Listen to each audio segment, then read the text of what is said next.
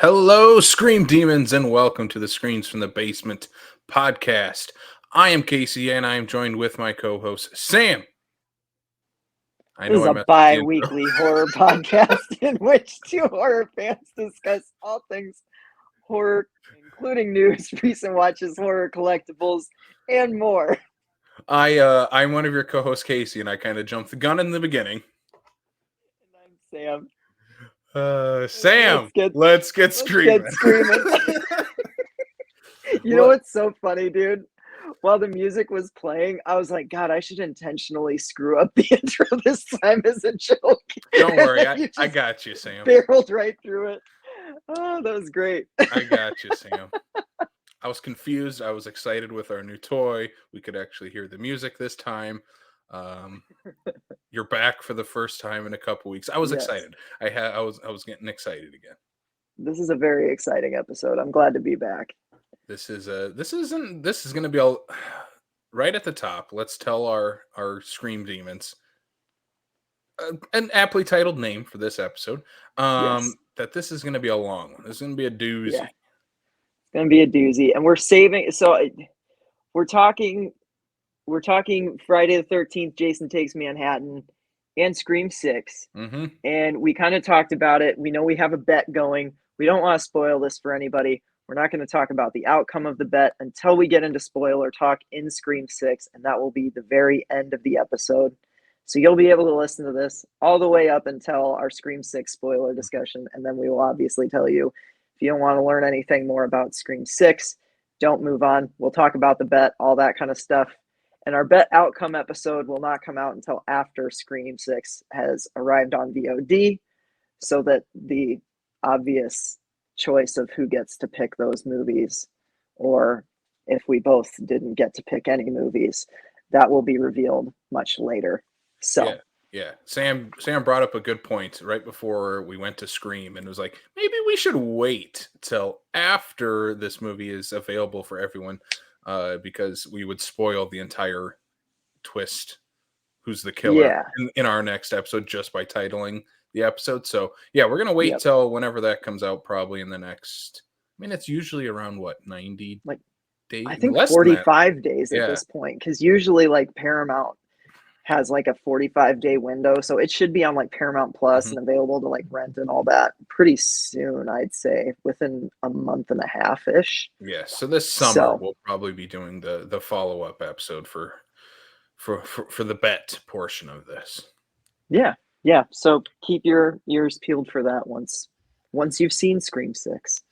Yes. Well, Sam, like you said, we are talking Scream 6 and Friday the 13th Part 8, Jason Takes Manhattan. We're going to New York, baby. Sam, have you ever been to New York? I have not. Neither have I. This is the closest we're getting.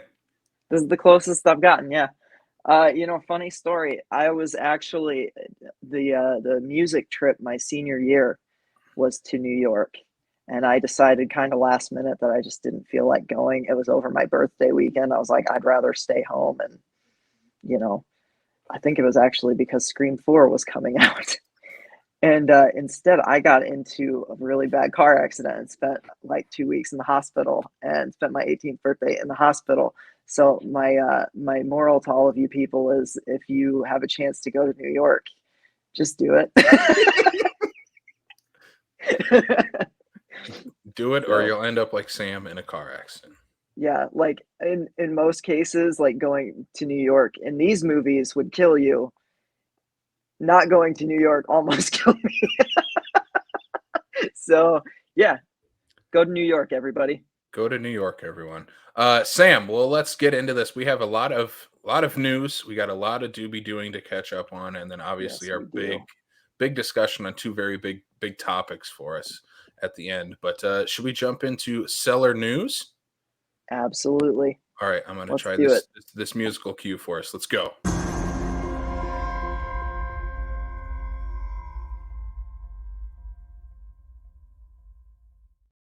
All right, seller news. What's the first thing we got going on here for seller news? This is one that for some reason we have not talked about yet, but they keep adding to this cast. This is some casting news for Robert Eggers' Nosferatu remake, which for the longest time has been rumored since the Witch came out. I think that was supposed to be his next thing. Then The Lighthouse, then The Northman. Yep. Now we're finally getting Nosferatu. And the big news is that Aaron Taylor Johnson has added himself to the cast of this movie.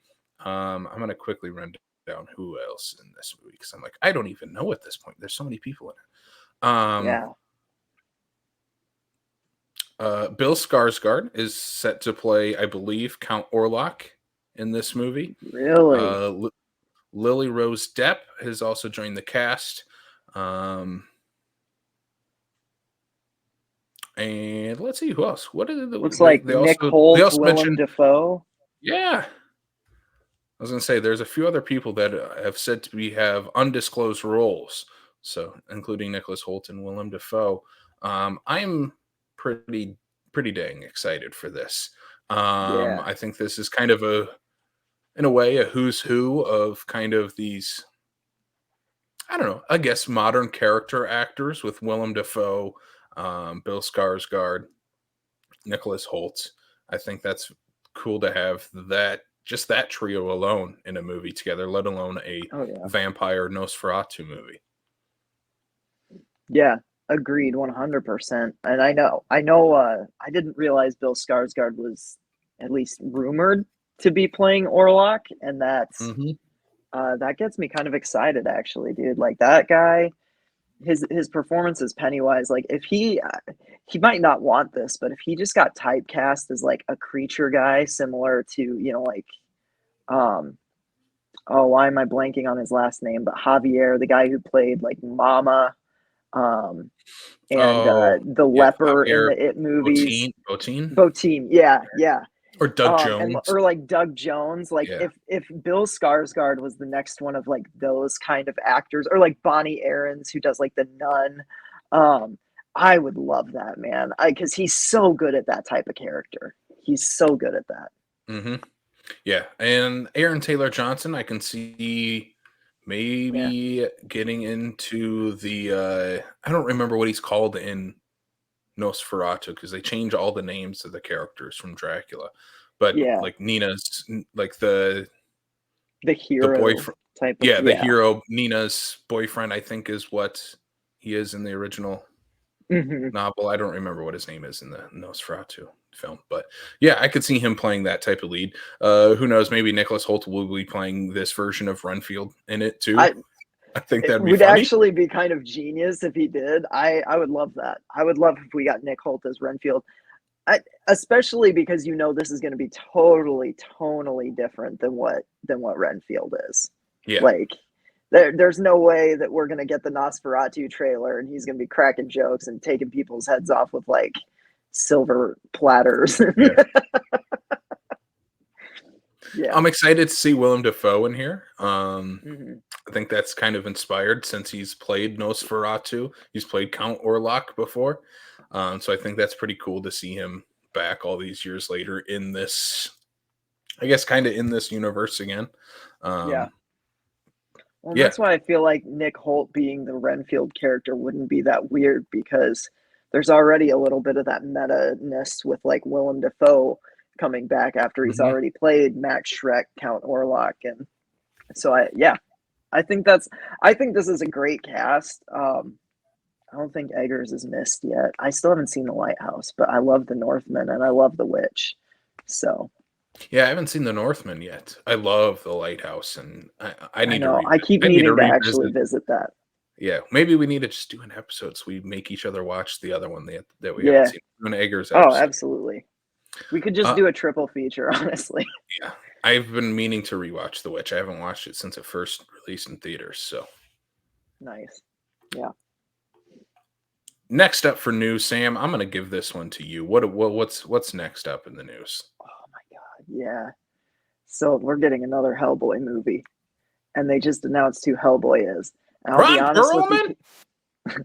No, unfortunately not. Unfortunately not Ron Perlman. I think that ship has sailed. I've stopped hoping for it. You know what I mean? Like, I would love to see GDT and Ron Perlman come back for a Hellboy 3. I just genuinely don't think it's going to happen at this Yeah. point. And their two Hellboy movies rule. They're the best. The Golden Army, I still think, is the best superhero movie of 2008. I do not care. The Dark Knight is fine, but Golden Army is better. I am like a massive Hellboy fan. I love it. And I'm so ready to see this folk horror twist on it. I think the 2019 one was fun but messy. And the best part of that, I think, was the Baba Yaga scene, which was very folk horror like. And so the fact that they're seeming to be going for that in this new one, as well as having Mike Mignola be the one that's actually writing the script, I think this is going to be a pretty damn cool Hellboy movie. As far as who was cast as him, we don't have it in the show notes. I cannot remember this dude's name. It is. I don't know this guy from anything. It I is don't either. Jack Kesey, I believe is how you Yeah, pronounce his name. He was in that's right. Deadpool 2. Yeah, who And was he in Deadpool 2? He Black Tom. Like, I don't remember who that is. I wonder if he was one of them that just died right away. That could be. I don't know. He was probably part of Task Force X or something. Yeah. Yeah. I don't know this guy from Or anything. X-Force. Brian Taylor is going to be directing from the Crank movies. So I think that's cool. I'm not as a massive Hellboy fan. I've only ever seen the first Del Toro movie, actually. You've never seen the Golden Army? I've never seen Golden Army. I haven't seen the 2019 remake? The one with David Harbour. Yeah. It's messy, but I like it. It's fun, man. I dig it. I'm pretty lukewarm on Del Toro's first Hellboy. I think it's my least favorite Del Toro movie. Really? Yeah, I'm just kind of lukewarm on it. But I might need to revisit it and obviously watch the Golden Army too. But yeah, I don't know. I love Hellboy's both never of those been movies, but for what it's worth, I think 2 is better. I think you'll like 2 more. I've heard that. I've heard a lot of people. I've never heard anyone say it's better than The Dark Knight. You were alone on that island. But I am alone on that island, but it's how I feel. I'm standing to my truth. So this is cool. I think I mean, maybe could have let it sit a couple more years from the David Harbour one, but I mean, no one saw it though. Content, baby. We need content. Next up, people have already forgotten about 2019 and 2019's anyways. So that's true. That was 30 years ago at this point. So next up, another movie people probably have forgotten about: Eddie Murphy's Haunted Mansion. This is getting an updated version from Disney, coming to theaters later this year. New trailer just dropped for it. First look at the movie. This is pretty dang exciting. It looks creepy, looks a little scary. It also looks fun in a that Disney type of adventure. I'm glad it's not too hokey.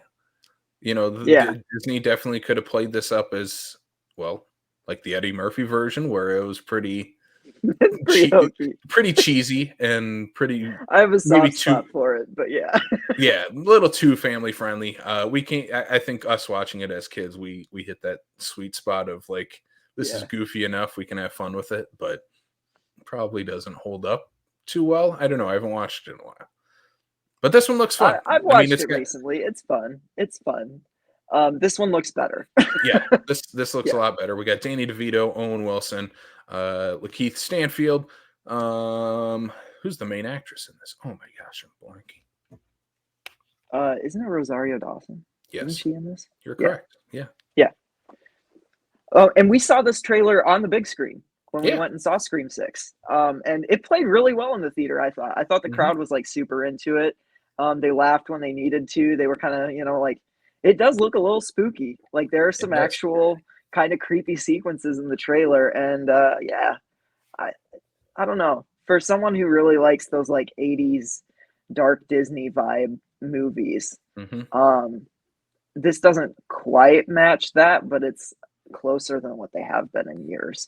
So I'm kind of excited for this one, actually.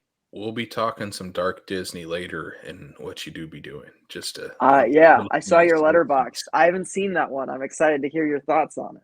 little tease. Next up, why is this in the notes, Sam? I'm going to throw it to you. Okay, so look, I'm a monster guy. I love monster movies. It's like my favorite thing. And like part of being a kid and growing up and becoming a monster kid is sometimes monster stuff isn't really horror, but it's what gets you interested in monsters, right? Mm-hmm. And for me, that's Teenage Mutant Ninja Turtles. Yeah, Teenage Mutant Ninja Turtles, Mutant Mayhem, the new animated movie produced by Seth Rogen, is just got a new trailer, and it looks awesome.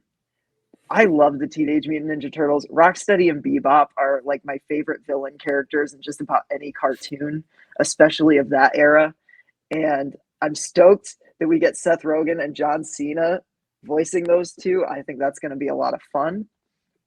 The animation style of this is very similar to something that like we've seen in Spider-Verse, Mm-hmm. which is incredible. I love that animation style. I love that movies have kind of been taking notes from that. And I don't know, this movie just I love all the Teenage Mutant Ninja Turtles movies. I am an apologist for the three '90s ones. I love them unabashedly. You I don't need really to like the apologize for 2 out of those 3, Sam. no, I don't. But three is still good. I still like three. I'll die on that hill. And the the TMNT movie from 2007, really good, really good. But this one just looks like it's on a different level. Mm-hmm. I'm very excited for it, and yeah, it's horror adjacent. So we talking about it. That's what I put in the notes.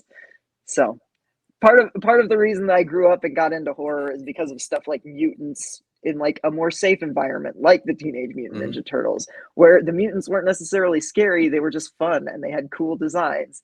And then, as time went on, I got into the like actual scary stuff. But I don't know. I love Teenage Mutant Ninja Turtles, and I have a podcast, so I was like, I'm going to talk about this.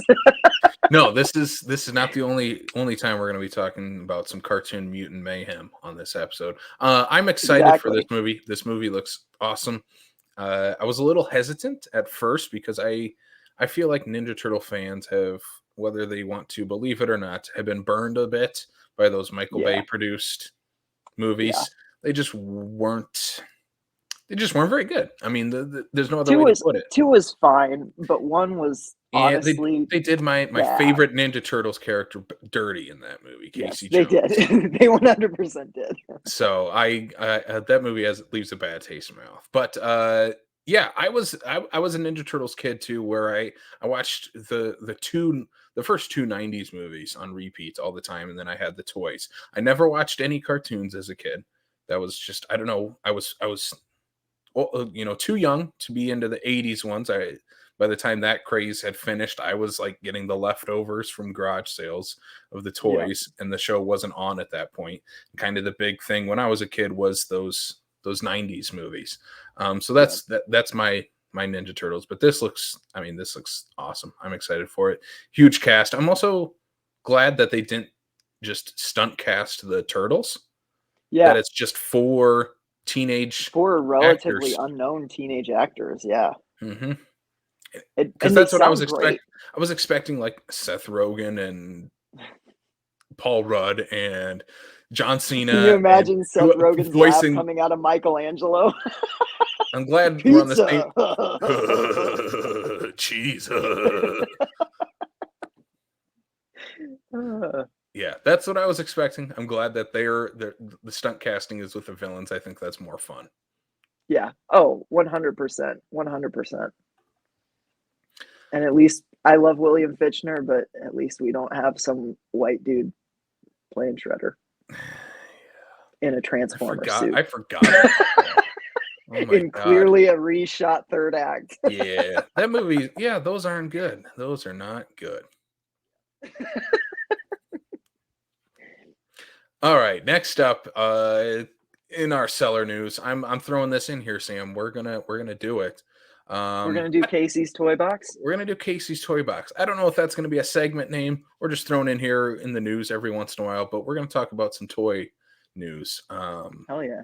First up, speaking of some toxic waste, mutant mayhem going on, Trick or Treat Studios has announced a Toxic Crusaders Toxie 5-inch action figure from the Toxic Crusaders animated series.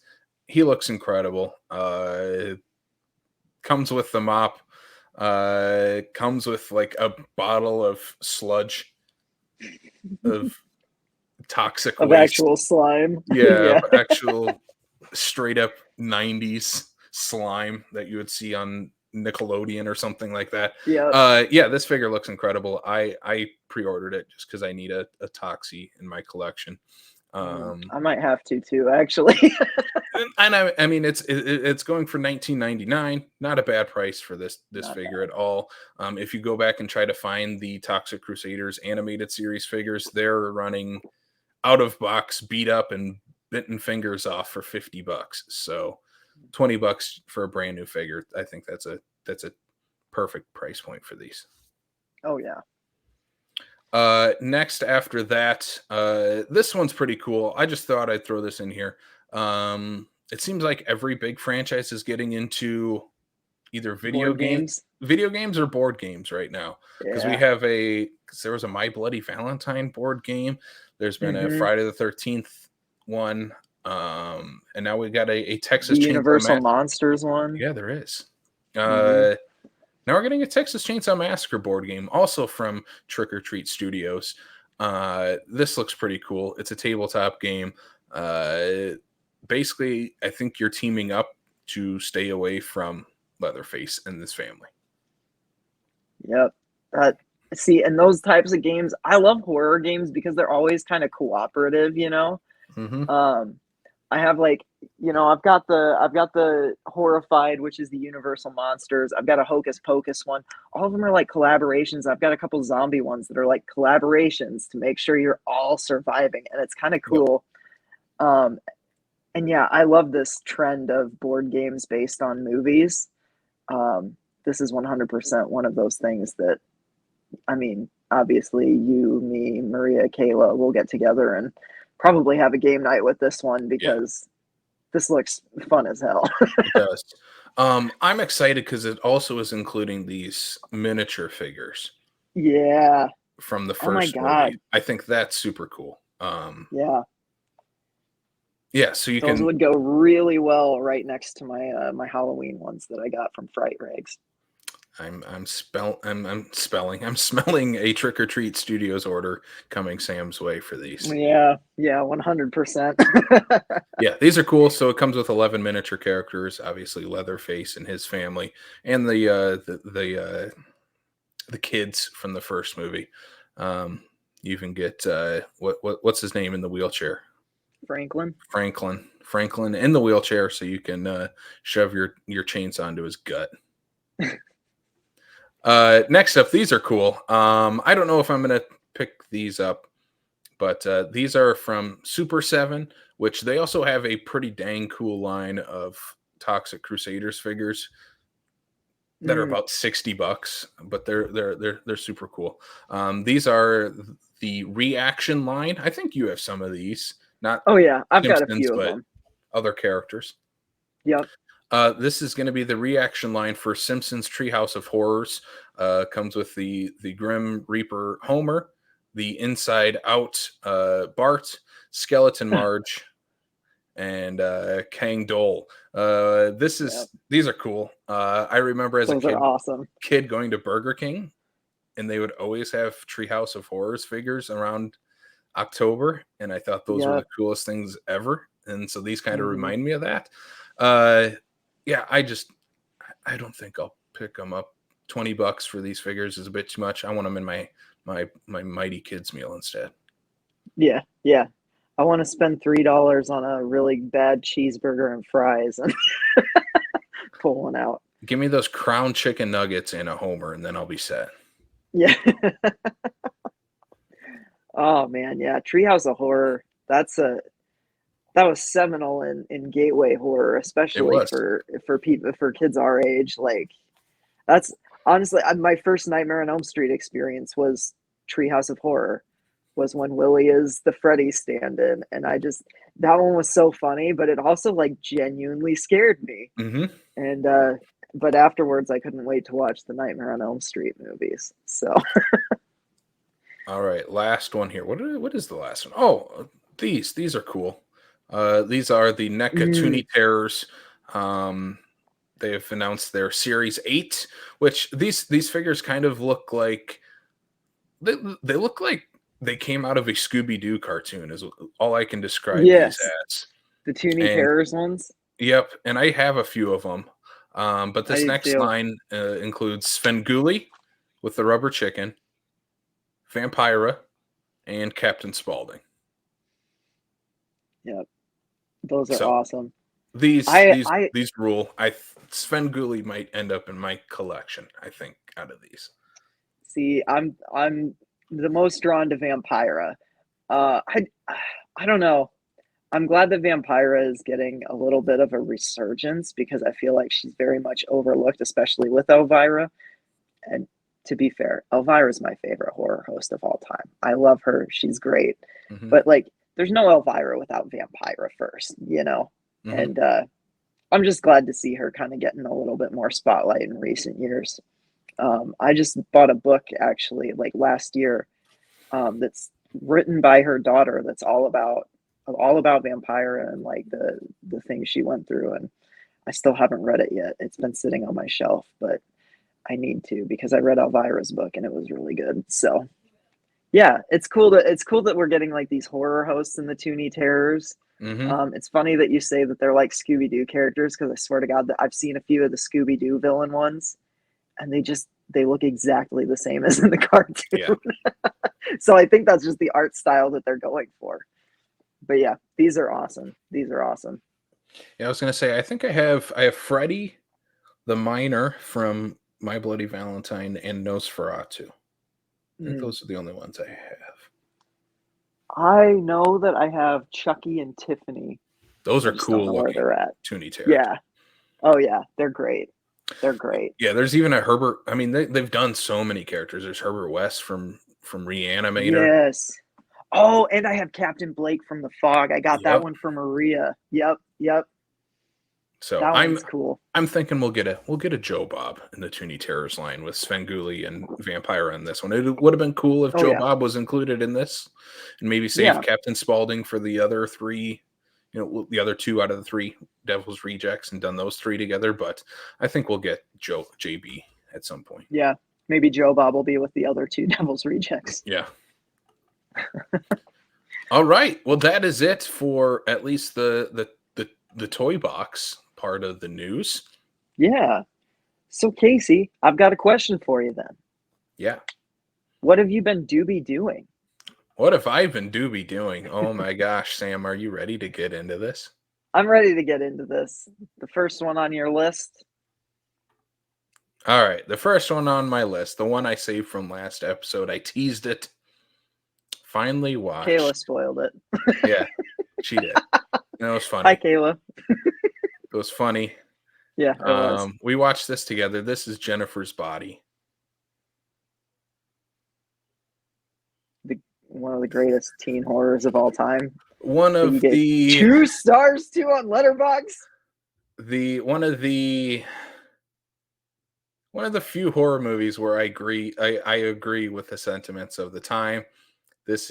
I didn't like this movie. I think if I would have just said it last episode, but the fact I'm saving it here for Sam because I think you saw my 2-star review for Jennifer's Body.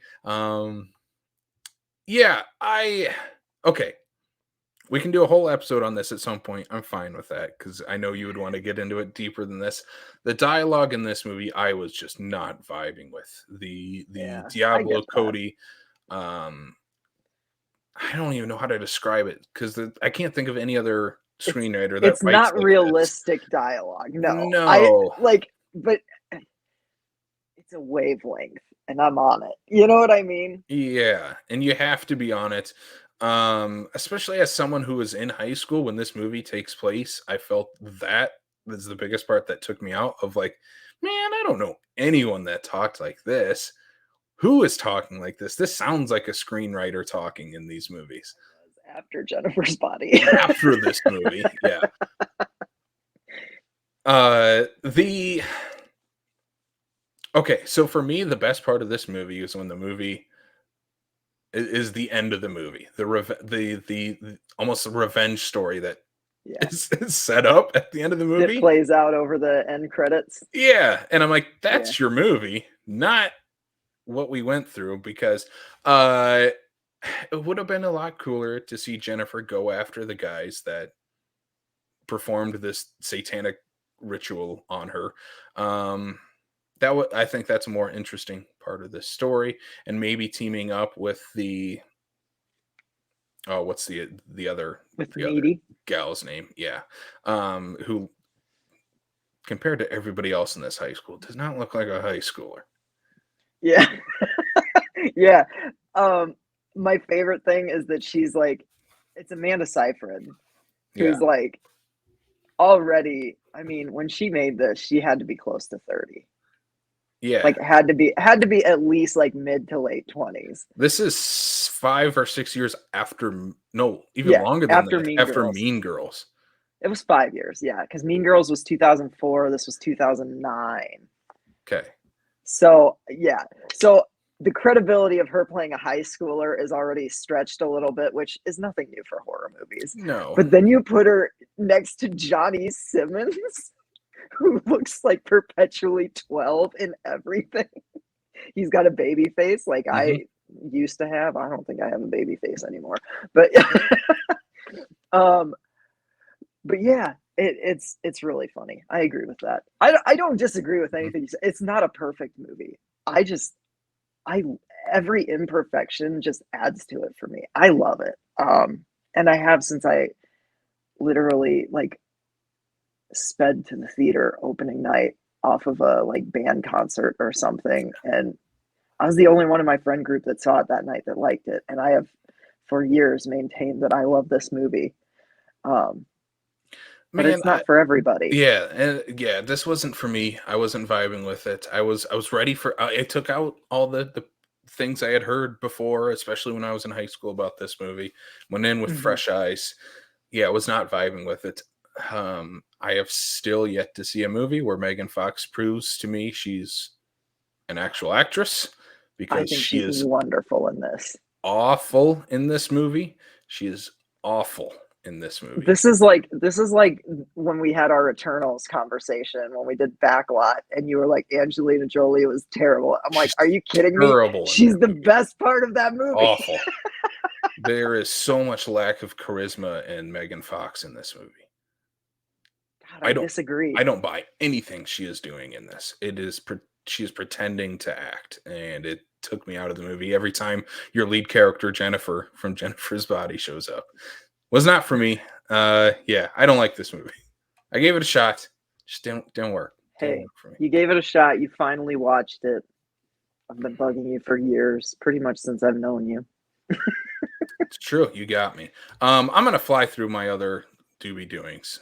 Yeah, Just a we've quick got couple better things. things to get to, right? We do. I'll jump to the Disney one that I was mentioning. I watched The Watcher in the Woods, which again, you talk about like 70s, 80s dark Disney. Finally checked this one out. It reminds me of a like feature length version of an episode of Are You Afraid of the Dark? Because the basic story is about these now adults who, as a kid, try to perform this ritual on one of their friends, and now that friend is like a ghost and is convincing Ooh, this teenage girl and her younger sister to help her and kind of bring her back to life. And so the two sisters have to go get the now 30 years later friends back together to perform this ritual again. So I'm like, that sounds straight up like an interesting. Are You Afraid of the Dark type of episode. Definitely darker than most Disney movies. Pretty low stakes, and it has a lot of fun scenes. It reminds me more of a 90s movie because there's even like a dirt bike race in it. Like, man, Really? that's such a 90s thing to have. What year was this made? Late 70s, early 80s. Really? Yeah. I've heard of this, and I 19 really yeah, want to 19 watch it. so 1980 came out. Okay. Yeah. I mean, highly recommend. Sam, I'll bring you the DVD. It's not on Disney Plus because I was about to say, yeah. Have you ever seen Something Wicked This Way Comes? that's the other one I have not seen. Okay. Also not on Disney We'll have to Plus. do a swap because I have that one on DVD. So we'll trade Dark Disney. Maybe that can be an episode. Dark Disney. I also watched for the first time Wes Craven's Vampire in Brooklyn, starring Eddie Murphy. Man, I love Wes Craven. I love Eddie Murphy. This movie just doesn't jive well together. Eddie Murphy is playing. I mean, it plays on the stereotype of Dracula and that story, and Dracula trying to find a love interest. But the entire time, it's not Dracula, but his vampire that Eddie Murphy is playing is like meant to be sinister, and you're not supposed to root for the guy. But it's Eddie Murphy. But it's Eddie Murphy, and it's like, I don't want to root against you, especially against other people that are less charismatic and not as entertaining as you are. I want to root for you, but the movie doesn't want you to. It's a very, very weird thing. The biggest thing I took away was, man, I wish Christopher Lee was the vampire and Eddie Murphy was playing, because he plays two characters in this movie. Typical Eddie Murphy. Yeah. But I wish he was playing there is a Renfield type character, the best part of this movie. I wish Eddie played that instead, because he's very much playing an Eddie Murphy type of character. He's almost like Beverly Hills Cop type of character, but Renfield. I wish Eddie was playing that. And then there's the love interest of Angela Bassett in this movie. And I wish he just played him instead. That was my biggest takeaway, because I don't want to root against Eddie. It would have been more subvertive if the vampire was just an old white dude, like a Christopher Lee or something like that. This movie would have played a lot better, but it's all right. It's not as bad as people say it is. People are like, oh my God, it's the worst Eddie Murphy movie. It's the worst Wes Craven movie. No, it's not that bad. It's not that bad. I'm excited to check this out. I've actually wanted to check this out for a while now. It's one of my blind spots, so I know that's not exactly a glowing recommendation of it, but no, I'm excited for my it. My recommendation is not that bad. It's not good. For the first time I watched House on Haunted Hill from 1999, the remake of the William Castle Vincent Price public domain classic House on Haunted Hill. This movie rules. I had so much fun with this movie. It is about an amusement park owner who I believe he like inherits or buys or is trying to buy this house, the House on Haunted Hill, and it used to be like an insane asylum. And it's the same plot as the original movie. Group of people are bribed to win $1 million to spend a night in this house. That's the plot of the movie, and some crazy 90s shenanigans happens. This is better. I compare it to 13 Ghosts because they're both Dark Castle movies, came around the same time, both about spooky houses that crazy things happen in, with a very 90s cast. This is a better version of that. I had a ton of fun with this movie. The final act is a little too like, hey, look at these cool things we can do with CGI. And then it's like, yeah, you're not quite there yet, 1999. You're almost there. But it's a ton of fun. I highly recommend this movie. I had a blast with it. Okay. So I love the William Castle one. And yep. I typically love the Dark Castle remakes.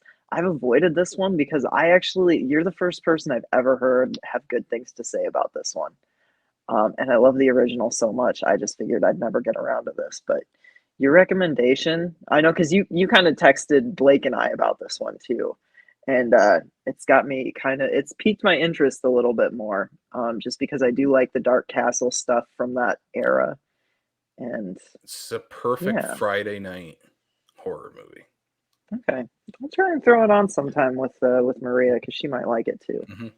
I think it's my favorite of the Dark Castle movies. I mean, I don't love House of Wax or 13 Ghosts. I have fun with both, but I think this is much better than both of those.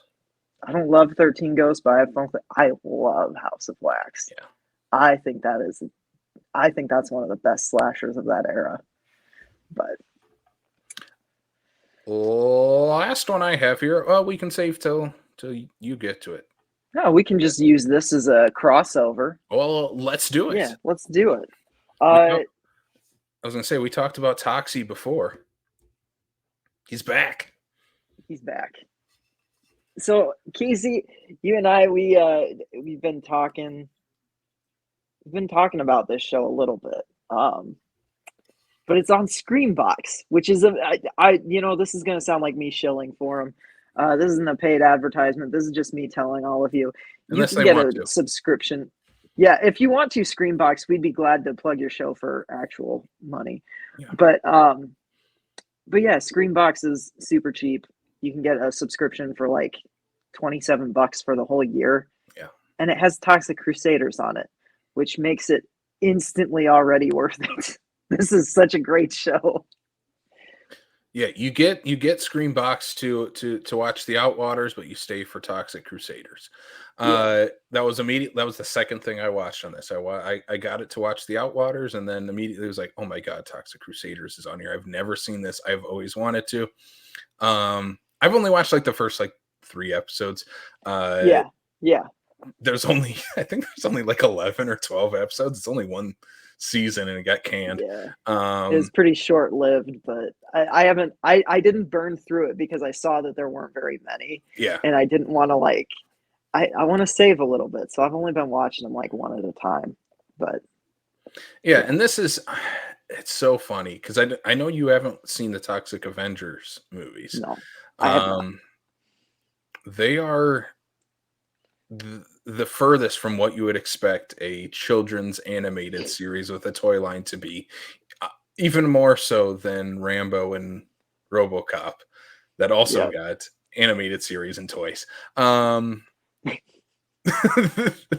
first Toxic Avenger has like a kid, an actual kid, get run over and like mutilated and continued to get run over by the bad guys. Yeah, let's make a kid show out of that. But this is like, I mean, this is some educational level type of 80s, early 90s kids animated series. The character designs are super cool. The storylines are pretty basic. It's set in But it calls them out for being basic, which is really funny. Like it's making fun of itself the entire way through. And it's got like you said, it's almost like an after school special at times where it's like preaching about pollution, and I just kind of love it. It's cheesy as all hell, but it's so much fun. It's given me some much needed laughs over the last few weeks. I was going to say, if I was a kid and had watched this show, I would have been even more so. I would have been all over those toys because I'm like, oh yeah, man, these look so cool. They would have been fighting with my Ninja Turtles, and they would have gone perfectly with that. And that's why, as a kid, I'm like, I wonder if I had any Toxic Crusaders toys from like garage sales and stuff that you just picked up or something that I just thought was like a Ninja Turtles bad guy or something. Because the nose one, I can't remember his name, but he gave me some serious deja vu, and I'm like, I swear to God. Yeah, I think so. I swear to God, I was like, okay, I think I might have picked that guy up in a garage sale one time thinking he was a Turtles villain. Yeah. Because there are just moments of deja vu with this show too, where it's like, I know I didn't watch it as a kid, but like I definitely, yeah. I felt the same. He's my favorite character on Crusaders, and I'm like, man, there's something about you that feels familiar. The two-headed one. instantly was like familiar to me. I'm like, there's some kind of cultural osmosis here. Like Mm-hmm. somehow I knew about this show as a kid. Like, but yeah, it's just it's crazy. It's so much fun, and it's definitely from a bygone era. We don't get cartoons like this anymore. I really wish we did because I mean, they're cheap. The animation is pretty bad at times, but Mm-hmm. it's so much fun. It's so much fun. This I put alongside. I think Tales from the Crypt Keeper is a better show, but I Yes, would I put both agree. alongside of like, man, I could just fall asleep to this or wake up and eat Yeah, my cereal watching an episode of this type of show. yep, 100%. Tales from the Crypt Keeper is another one I throw on quite a bit. Hmm. So, Sam, what yes. else have you been doing? I see What quite a else long have I been list on doing? yours. Yes. Why did my docs close out on me? There we go. Yeah, so another speaking of Screenbox, the first thing I watched on Screenbox, I got Screenbox for The Outwaters. I still haven't watched it yet. I want that movie to be an experience, and I just not have not had the time to like fully just like commit. Even though I've watched a lot of these I've watched in chunks. But I watched the 93 Body Snatchers on Screenbox, and it was because our buddy Blake on our 90s horror countdown recommended it. I didn't even really know this movie existed. I love the 56 version, still have not seen the 78. Probably need to remedy that. Um, I love the 56 version. Went into this expecting to like it and actually walked out of it kind of loving it. I was really impressed with this one. It's set in a military camp Hmm. with this teenage girl and her little brother and her dad who's like a scientist who's been assigned to go check out this like toxic substance that seems to be appearing um with new stepmom and everything. And the little kid starts instantly noticing things are weird. Like he goes to school and all these kids are drawing the same picture, and there's all this stuff. They get you when you sleep is a line that keeps getting uttered. And where this movie goes is like extremely dark, and the practical effects are really goopy and gross. There are like tendrils that come out of these pods and like go into people to like essentially drain them and replicate. And it like the body horror in this is nasty and gross. And it, it's it's a feel bad movie. And I love, like, for some reason it just hit all the right notes. Like some of my comfort movies are movies where just like there's no hope at the end. Like everybody's gonna die. And like Reanimator, The Thing, like all these movies where it's just like they don't necessarily have a good ending. But I throw them on anytime because they hit that note. And that's what Body Snatchers was for me. I was actually really glad retroactively that it was on our 90s horror list because it might have been on my short list had I watched it before that. It's genuinely a very well done body horror paranoia type of movie. So thanks for the recommendation, Blake. It was dope. Shout out Blake Ginnathan. um, I went back and I watched the Megan unrated cut. Megan. I have nothing new to say that I didn't already say on our episode. The A lot. unrated cut had a little bit more blood and a I few was more gonna ask fucks thrown in. what's the difference? Um, the blood that they edited out, they edited back in. Like you see a little bit more of it when. Well, the biggest thing is like when Megan stabs the CEO with the like whatever, all the blood. Like you know how that's bloodless in the movie.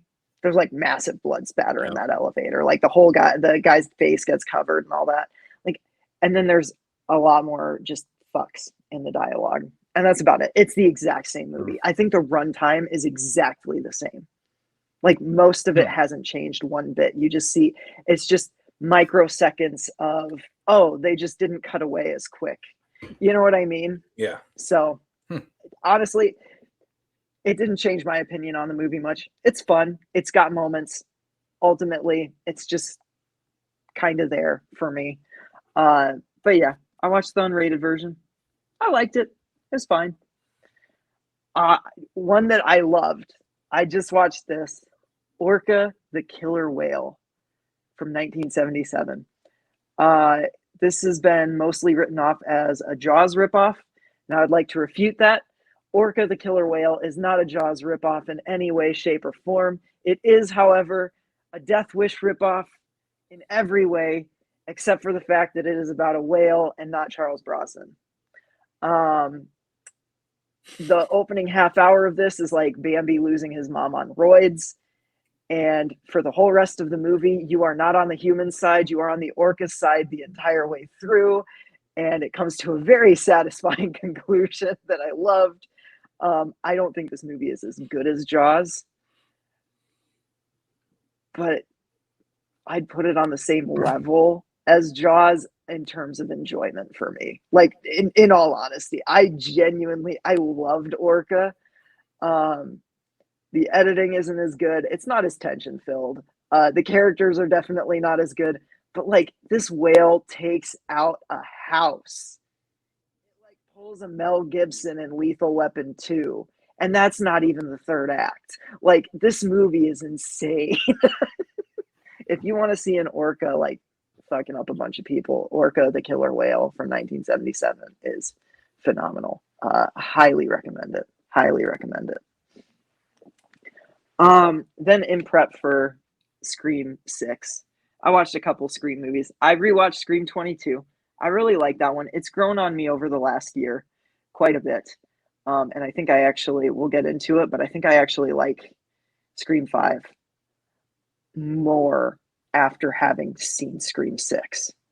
I think that movie kind of retroactively made this one a little bit better for me. And then I rewatched Scream 3, which is still, I think, my least favorite of the series, but I really do kind of love it. At least the first two acts. I think the third act is the weakest of all of the movies. I don't like the Ghostface reveal. I think it's very dumb. I don't buy it. It is very dumb. And I think it's a little bland at the same time. But that being said, I love how Scooby-Doo Scream 3 is. Like, it feels very much like Scooby-Doo meets Ghostface. Yeah. It just needs a talking dog somewhere in there. And it would be a 5-star movie. But yeah, so that's Scream. And then one that I may or may not have watched, incriminate myself. There's a certain Scooby-Doo movie that may or may not have leaked online that I may or may not have watched. That certain Scooby-Doo movie is hypothetically awesome. It's Scooby-Doo and Crypto 2, and it's wonderful. If I had seen it, I'm sure it'd be wonderful. Mm-hmm. And there might be a way for someone to watch it if they needed to. You didn't letterbox log it. It doesn't count. You didn't watch it.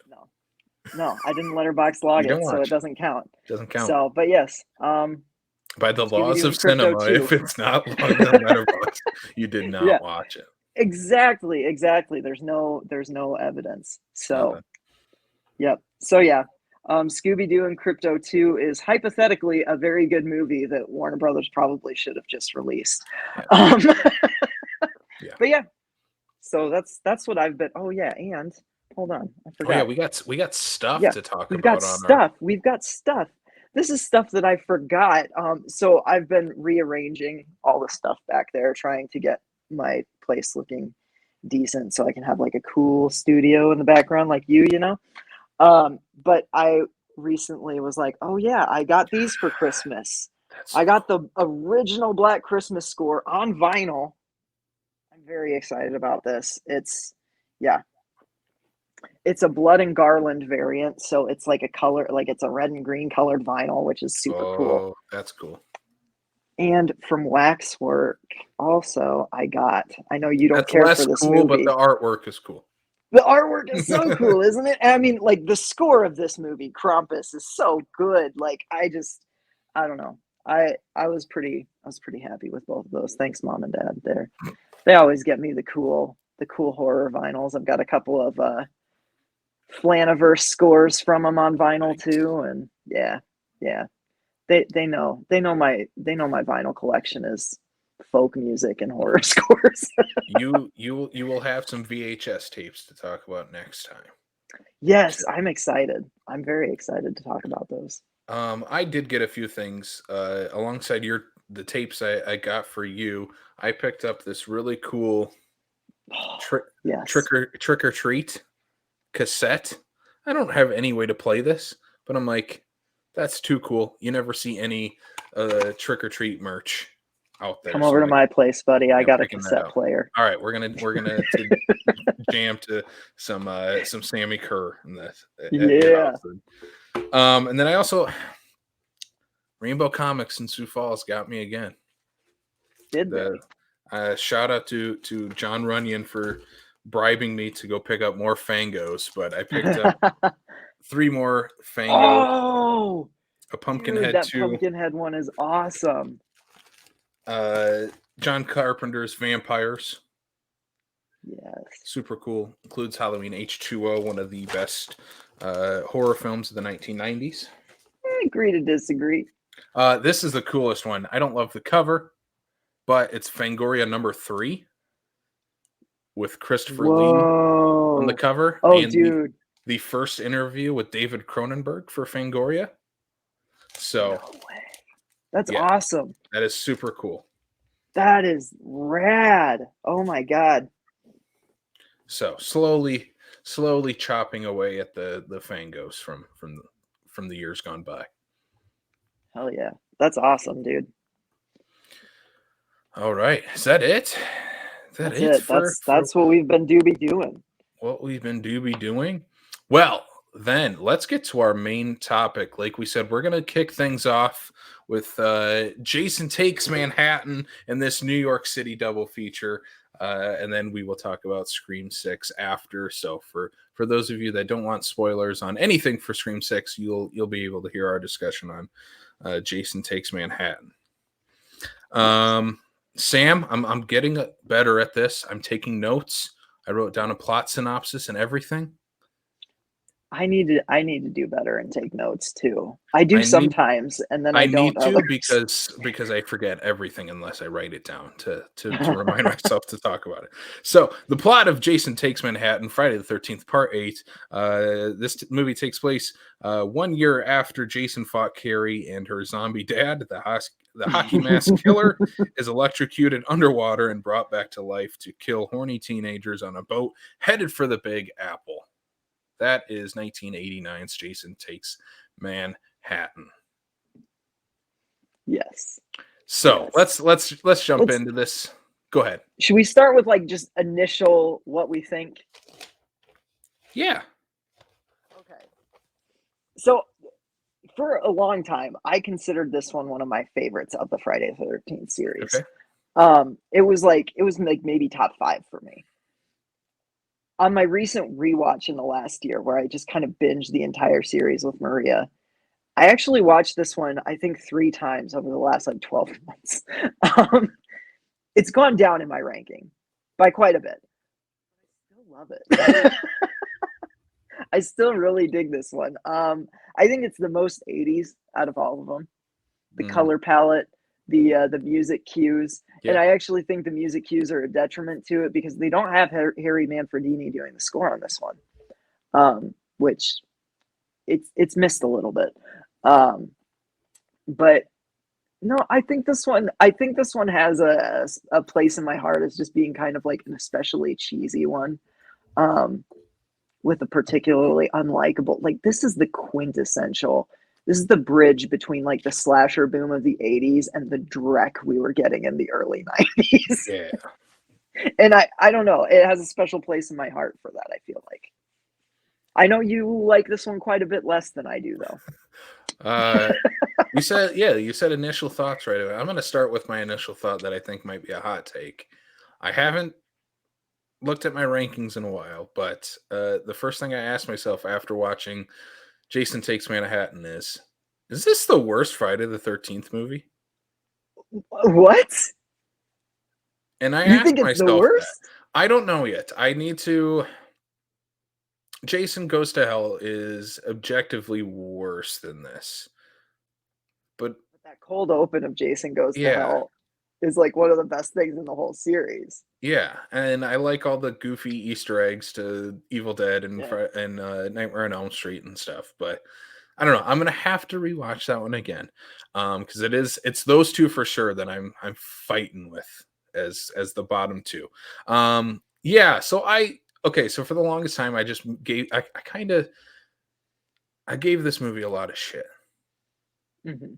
And it's become a running joke, I think, that Casey hates Jason Takes Manhattan. I would play it up. Now I'm not thinking it's a joke because I don't like this movie. Um it's not good. For the longest time I just made fun of it because not Jason Takes Manhattan in the title. He doesn't really take Manhattan. He takes forever to get to Manhattan. Um Yeah. And then we'll he talk just kind of stands around in Times Square. I, I have timestamps. Okay, we're gonna get to this when we get to the third act. I have That's timestamps for perfect. this That's movie. perfect. Do it. Um, so that was my biggest gripe. But now rewatching it, I'm like, this just isn't very good. It is super uninteresting with its teenage characters.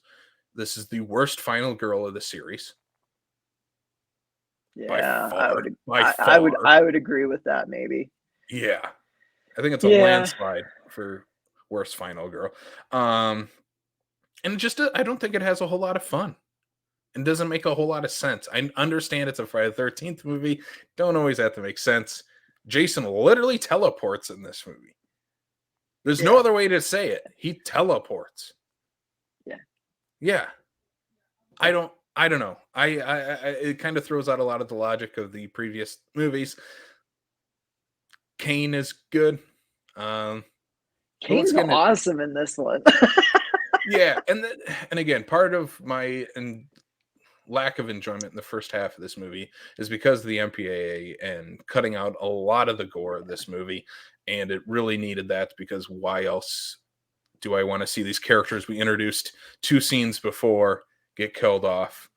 Am I supposed to care that they died or have fun that they died in a Yeah. gruesome way? This movie doesn't give us a whole lot of that. I think there's a couple standouts, but most of them are pretty much like scream, Yeah. cut to the next scene. Yeah. Yeah. The cold open especially is like the best example of that. Yeah. And so the movie starts with New York. We do start in New York, okay? I'll give it Yeah, that. that's right. Yeah. Yeah. Jason and anyone else actually in this movie are nowhere near it, but they're in New York. Yeah. They just do like a montage of New York life over the Things, yeah. credits. Yeah. All this B-roll that they got while shooting in Yeah. New York in Times Square for 2 days.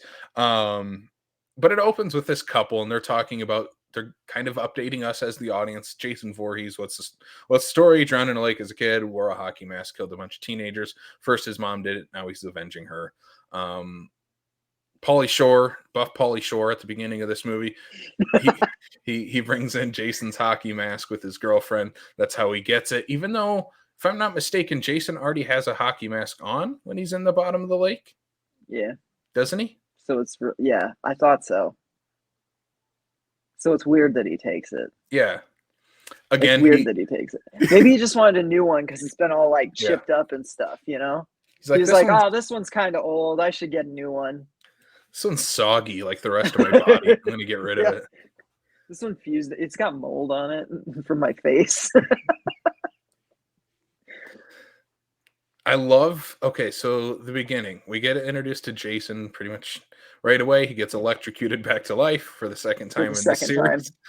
He's Frankenstein. He's He the is. Frankenstein of the big slashers. I love that for him.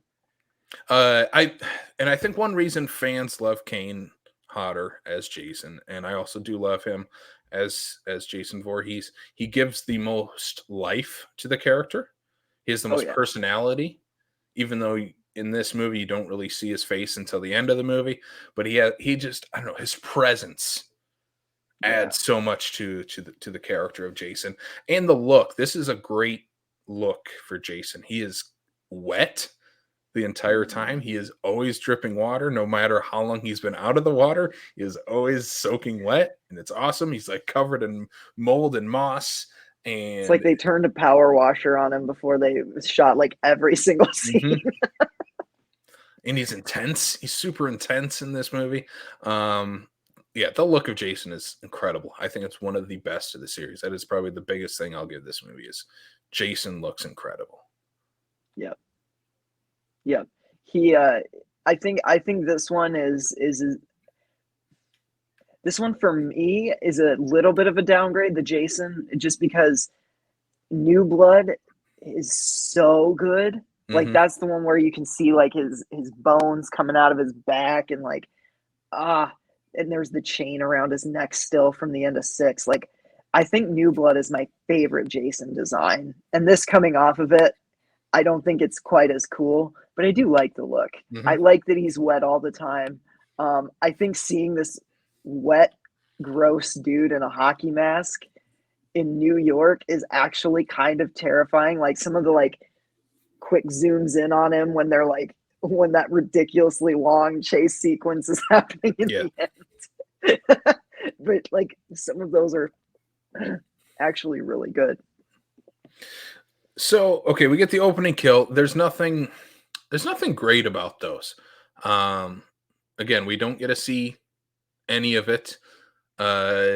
It's pretty lame. And these are characters that we again have met for this scene just to be killed off. We immediately move to. Is it the? I assume this is a college group of kids or high school. Are they high school? School is what I thought. I thought high school. Okay, I, makes some scenes later even weirder. it is. It's yeah. It's kind of a messed up movie. Can we the opening couple though? Yeah. The woman when she dies. My favorite thing about that is she is just sitting and screaming while Jason slowly walks up to her. She's got an exit right next to her, Hmm. and she is literally just like cowering in a corner screaming.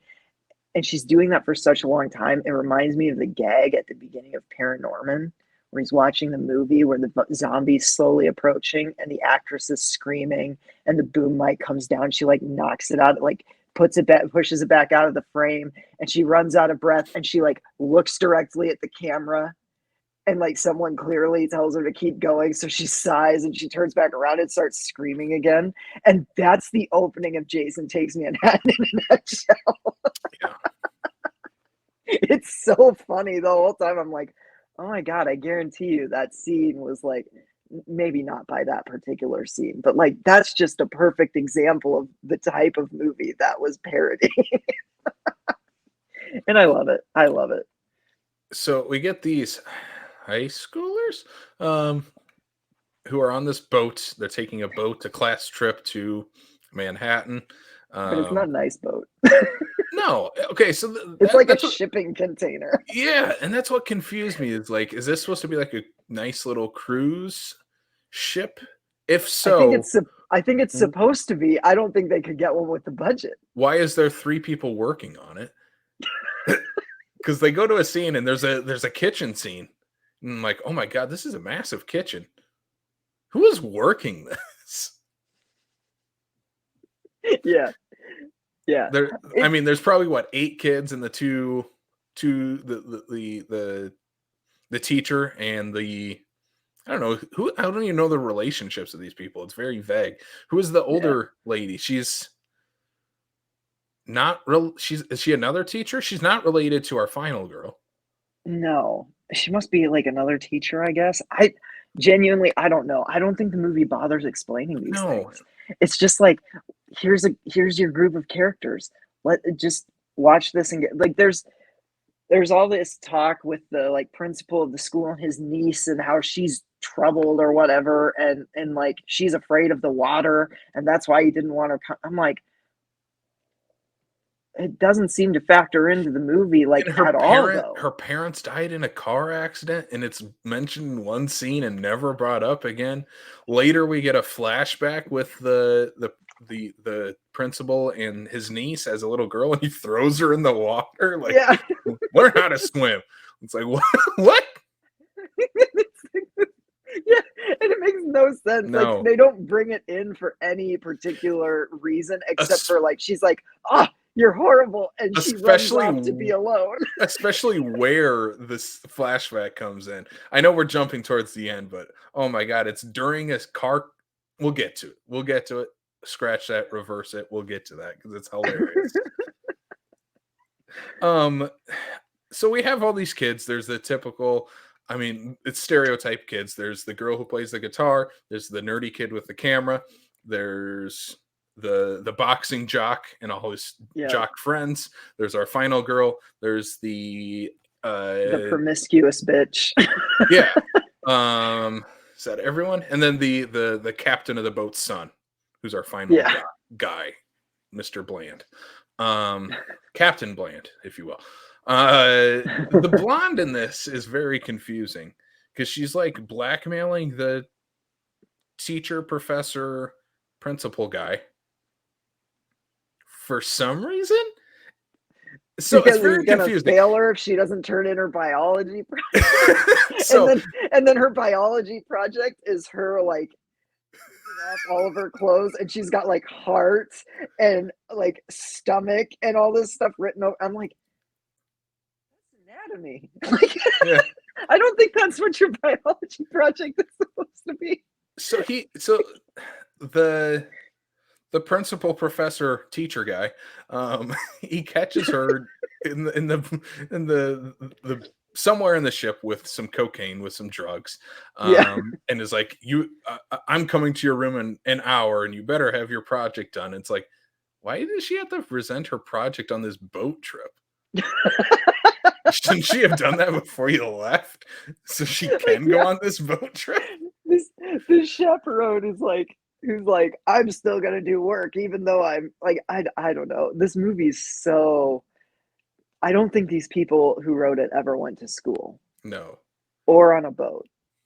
Or to New York for that matter. Or saw a movie. Yeah. It doesn't make any sense. And she blackmails him with the nerdy kid with the camera. Kid, who then tries to make a move on her, and she's just like, I don't even know how she dismisses him, but she just like closes the door on him essentially. Yeah. One of my favorite parts with her is her death scene. She's taking a shower and Jason comes in and he like throws her against the mirror and it breaks a little and he comes in and just punches the mirror. It's so funny. Like she's on the ground already hurt. He just punches the mirror to get some more glass from it. It's hilarious. Yep. It's ridiculous. The guitar death would be a lot more awesome if the MPAA hadn't forced a cut. Okay, so I remember when I first watched this, the guitar scenes in the, I don't know, boiler room area of this place. She's like practicing in the boiler room. Yeah, and really weird. She's like, this would be a really cool music video. I'm like, yeah, it would. Where is it? But she dies off screen, right? Unless I missed something completely. And then he uses the guitar her body later or something. Yeah. I just remember him using the guitar. Well, he does. Her. There's like that split though. Second. Yeah. It doesn't. So the way it's shot is really weird because she sees him coming down the stairs, and it's one of those things where he's like teleporting again. Mm-hmm. She like runs away from the stairs, and then all of a sudden he's down at the other end of like the catwalk or whatever. And you just have that one shot of Kane like shoving the guitar towards the screen, and it like breaks the camera. Like the camera lens cracks, and I don't know if it's an effect or if he actually broke the camera, but then there's like blood spatter over it too. So it's a really weird scene because it's like there's literally like a camera lens crack in the side, and it's like, if that was intentional, like that's a really dumb way to show someone dying by guitar. Yeah. And so fast too. Know. Yeah, it is. It's cut away very quickly, and it feels like one of those things where it's like, okay, I feel like that's a case of like the MPAA saying like, no, you can't show a guitar going through a girl or something. So my least favorite kill, and the one that just baffled me the most on the boat, is the disco scene. Oh, see, I love that. I hate it because it doesn't make any lick of sense. No, it So doesn't. But it's a she cool scene. she runs into like the dance hall of this boat again. This boat seems a lot bigger than it actually should be. Yeah. Who's playing this music? Who put the record on? Who's putting on all these lights? There's no DJ in there either. But there's a disco ball going off, and Jason like bursts through the doors. Cool looking shot. Yep. And all of a sudden he teleports, and he keeps teleporting to where she's looking, and she's like spinning in a circle. Yeah. And it Yeah. seems like there's only one way in or out of this room. So And it she can't feels keep like her eyes on Jason. And when he finally catches her, he just strangles her. And I'm like, there's a cool kill right there. There's a disco ball. Just put her head into it. Right? so that scene reminds me of something out of like an Elm Street movie where they were almost Yeah. going for like a dream sequence. And I don't necessarily think it works in context of the movie. I just think it's kind of a cool scene visually, you know? But you're right. It doesn't make sense for Jason to be that way. I think there's a cooler scene in there. Yeah, there's a lot of Elm Street Yeah. vibes in this movie for some reason. Yeah. Yeah, there are. And it's because it's Jason Goes to Hell that teases Freddy versus Jason. So it feels like, I don't know, feels weird. Feels weird to have such a Freddy vibe in this one. Mm-hmm. But it does. And I think that's honestly what adds to maybe the 80s aesthetic, especially like the late 80s aesthetic, because at that time, Elm Street had kind of become the slasher franchise. You know what I mean? Like Friday and Halloween had kind of run their course by that point. So maybe they were just trying to get some of that sweet, like Elm Street money by copying the homework. Yeah, but even by this point, Freddy was on the downward. That's true. Because Dream Warriors was like 87, right? 80, 87, 86, somewhere in there. Yeah. Yeah. And then after that, the sequels really kind of started to downturn a little bit. Yeah. So, yeah, I get that. I still think Freddy at that point was like a bigger name, though, than Jason or Michael. Yeah. Yeah. You know what I mean? And the MTV era of horror movies, of slasher movies, especially. So Jason rigs the boat to sink because he's smart. Yeah. So the boat ends up. I always forget the boat sinks. The boat sinks. So does the movie. So our survivors from the boat, the kills aren't even that cool on the boat. I don't know about you. Do you have any other kills on the boat that you think are, I mean, some guy gets lit on fire. Cool. Yeah, no, I can't think of anything. I like the stuff. The thing is, though, I still like the stuff on the boat more than the stuff when they get to New York. Like, I actually think the boat stuff is a more interesting movie than when they get to New York. Oh, I like. Yeah, I don't know. The boxing scene on the roof is fun. I like that. I think the final chase is drawn out and not very tension worthy. Whereas I think at least with the boat, there are some like baffling choices that at least make it a little bit like, I don't know, but I guess the third act has plenty of those too when you get baby Jason coming up from the water. Yeah, okay, so let's touch on some of that stuff. Because we're gonna get to more baby Jason here. So our survivors off the boat: Professor Man, teacher lady, final girl, final boy, boxer, dog. And dog, yeah. So those are the people that get off the boat. As soon as we land in New York City, Vancouver, Canada. Yeah, but some back alleys of Vancouver, and we spent a whole lot of time there. Okay, I took let's see, 32 minutes from their boat landing, their rowboat, till the end of the credits. So they spend 32 minutes in New York City as a setting. Okay, of this movie. That's the timestamp I wrote down. But once we get there, immediately they run into these New York City thugs who rob them and then take Final Girl. everybody else is like, all right, well, guess she's gone. Let's go find the cops. Immediately when they take her to this gross couch in one of these back alleys, load her up with a bunch of drugs. But that's never paid off because she's fine the rest of the movie.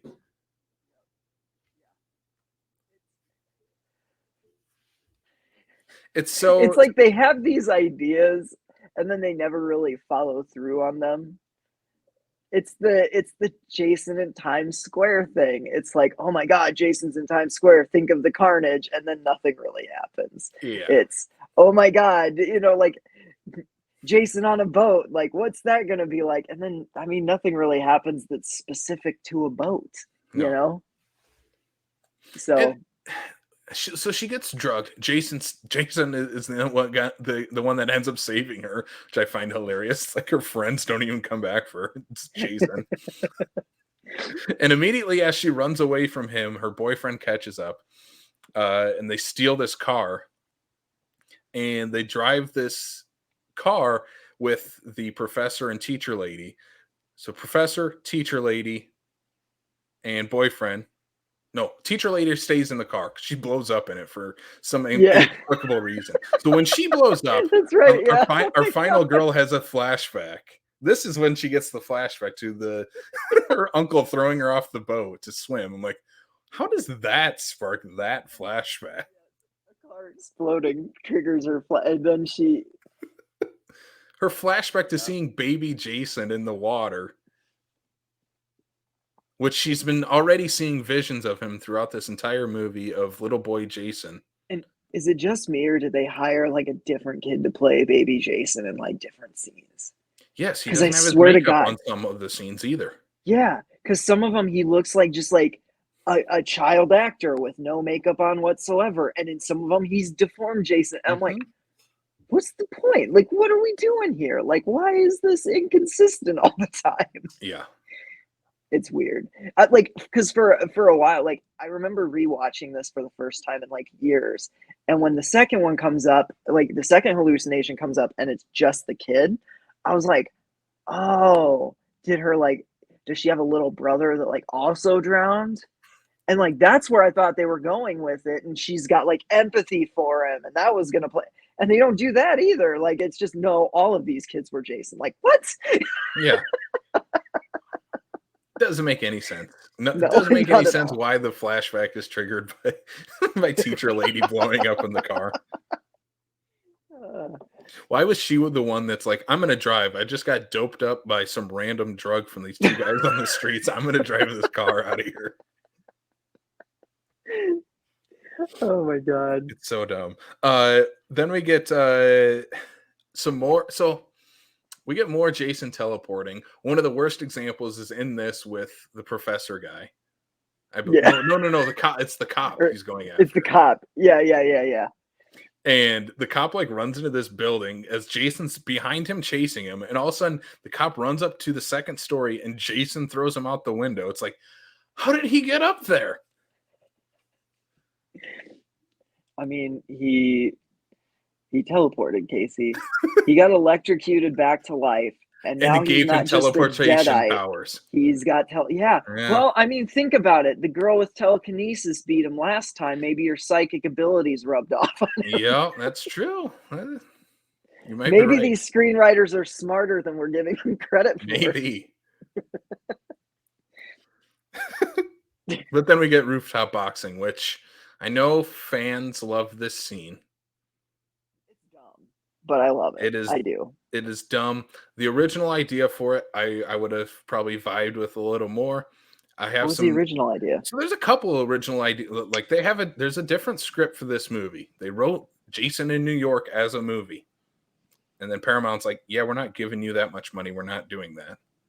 Take it back. You're going to get this many days in New York. Figure it out. So then that's why it's Jason on a boat to New York City. The original boxing scene, and a lot of these scenes are still used in this movie, just in different locations now. The boxing scene was supposed to take place in Madison Square Garden in a boxing ring. Oh. Yeah. That would be cool.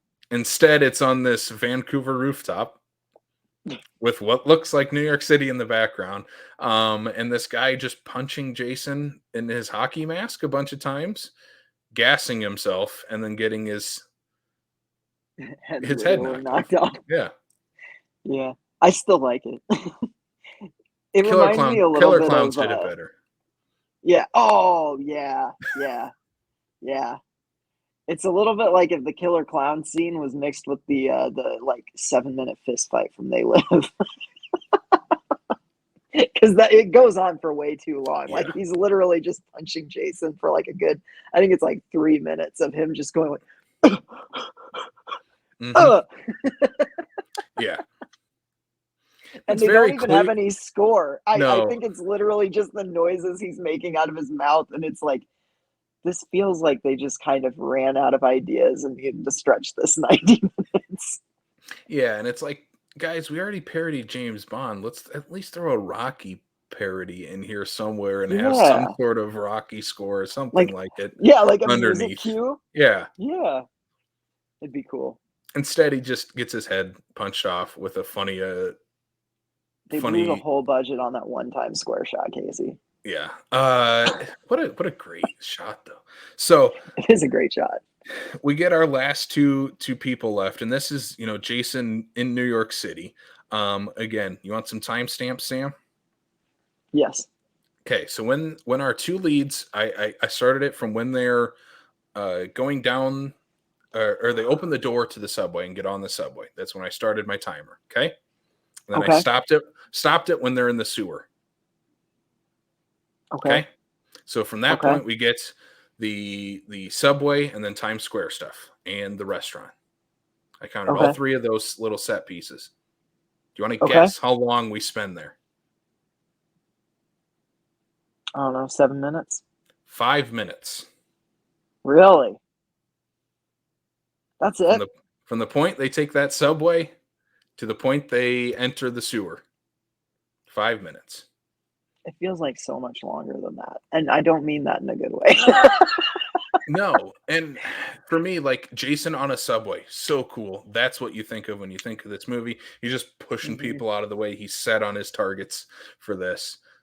Great Yeah. visual. When he just like knocks the woman like, that's so great. And that extra's performance is so Yeah, like it makes you wonder if like she had no idea he was gonna that do could it be. because she sells it really good. And then what the money shot of the movie, Jason in Times Square. It's Yep. great. I love it. It sets up a movie we don't get, which kind of sucks, but we It's still the get that. climax of the movie when it should kind of be the like initiating incident, you Yeah, know? this should be the end of the first act of, oh my God, Yeah. Jason in Times Square. What's going to happen next? Instead, Yeah. he doesn't kill anyone in Times Square. He just walks down. It should at least have been the second act break. You know what I Yeah, mean? Instead of the thing that happens just 10 happened. minutes, 5 or 10 minutes before credits roll. Yeah. Yeah. Yeah, and he doesn't kill anyone in Times Square, which I'm like, that's kind of a wasted opportunity. He does Yep. punt some punks boombox, Yeah, that part's which pretty is funny. which is hilarious. They all pull Lifting up the knives on him, mask. and he lifts the mask. Hey, we cool, we cool. And then that's it.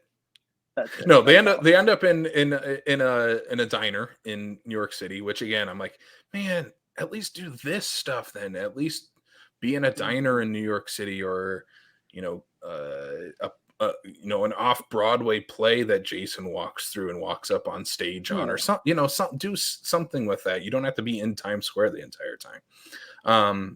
But another fun piece of trivia in there, in that diner scene, Jason fights Jason, because the guy who the big dude that comes around the counter and goes up to face Jason is Ken Kurtzinger, who played Jason in Freddy The versus next Jason. one, right? Yeah. Or not the next one. Yeah, he was the next Jason. Yeah. Yeah. In Freddy versus. Yep. That's cool. I didn't know that. And then we get the sewer scene. Sam, take it away. Talk about dumb every things in this movie.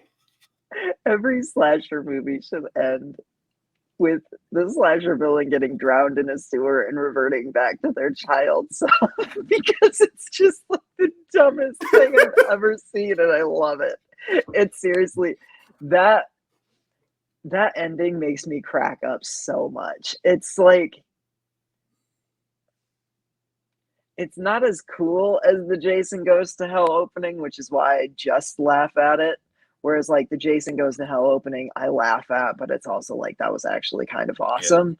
You know, this one doesn't have that was actually kind of awesome bit to it. It kind of ends the whole thing on like a weirdly sour note where you're like, are we supposed to feel bad for Jason? Sam, didn't you know that New York City flushes toxic waste through their sewers at midnight every night? Midnight. Apparently, it does the opposite of mutate people who are already mutated. It reverts you back to your normal childhood Yeah. self. Yeah. All I can Oh my think of God. is It's Always Sunny, where Charlie goes through the sewers and has to Oh, hold his the clothes up. Thunder Gun, the Thunder Gun episode. Yeah. Yeah. He Uh, gets her shoes stuck in the yeah. grate. At Oh least, yeah. at least, boring final girl and final guy get out, and the dog ends up being okay. So Yeah. See, the dog being there at the end, that was my favorite part. That's my favorite part of the whole movie.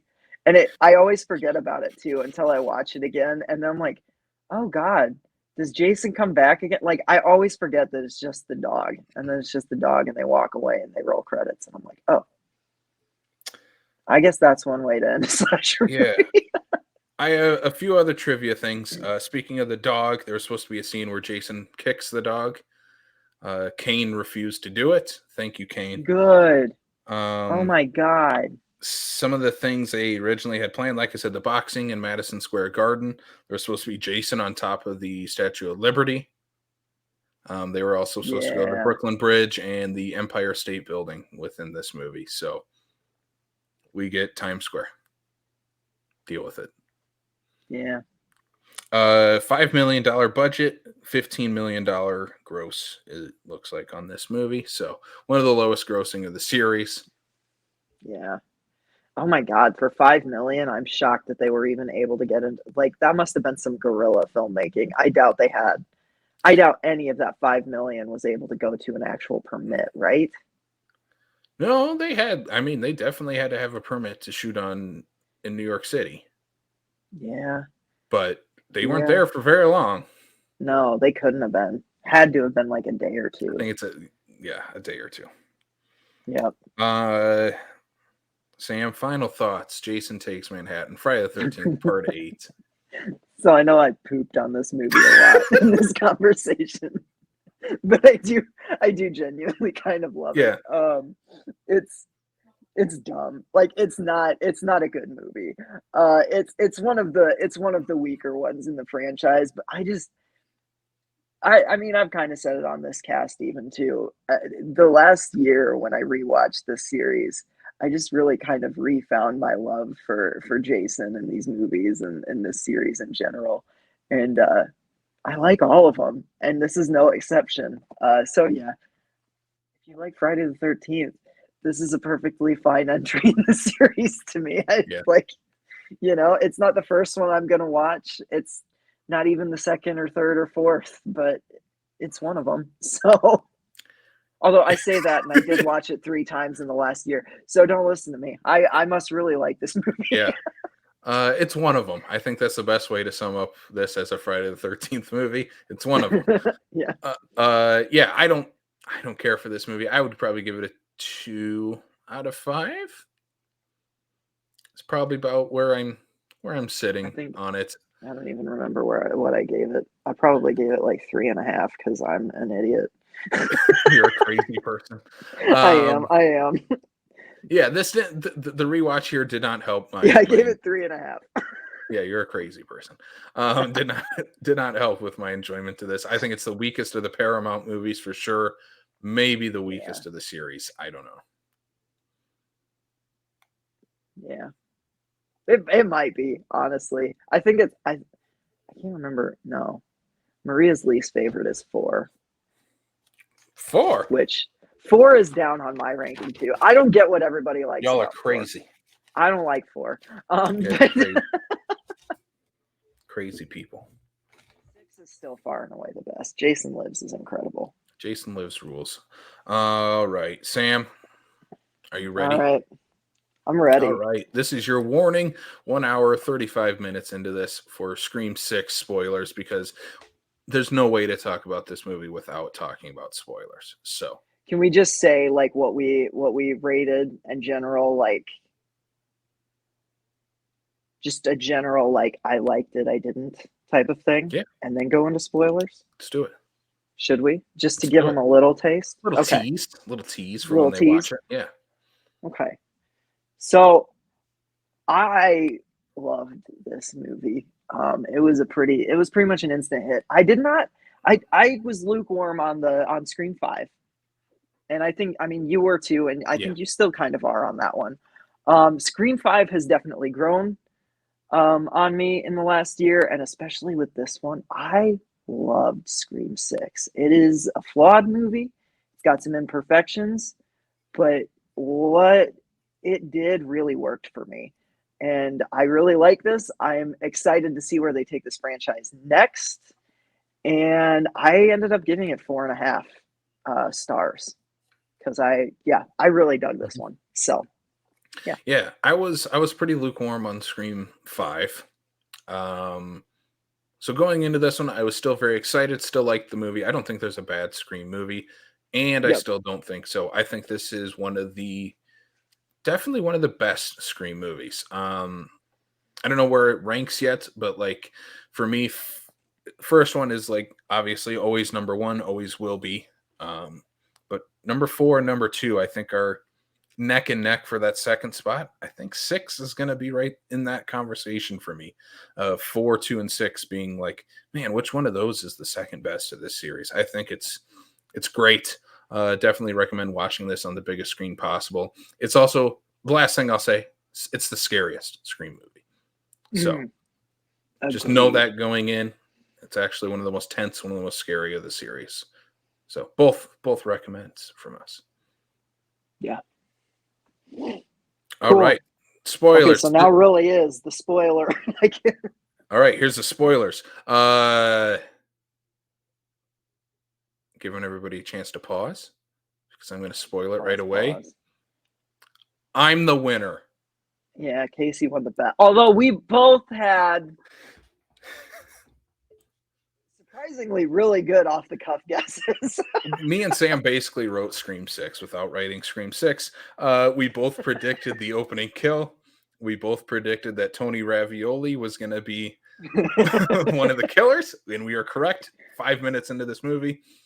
And the final reveal was down to our picks of Kirby and Detective, is it Bailey? Yeah. Yes. Yep. And so, they were the two prime the only suspects two people at left. the end of the movie. Yeah. So yeah, it's we'll give ourselves a pat on the back for predicting Scream 6. So opening of this movie.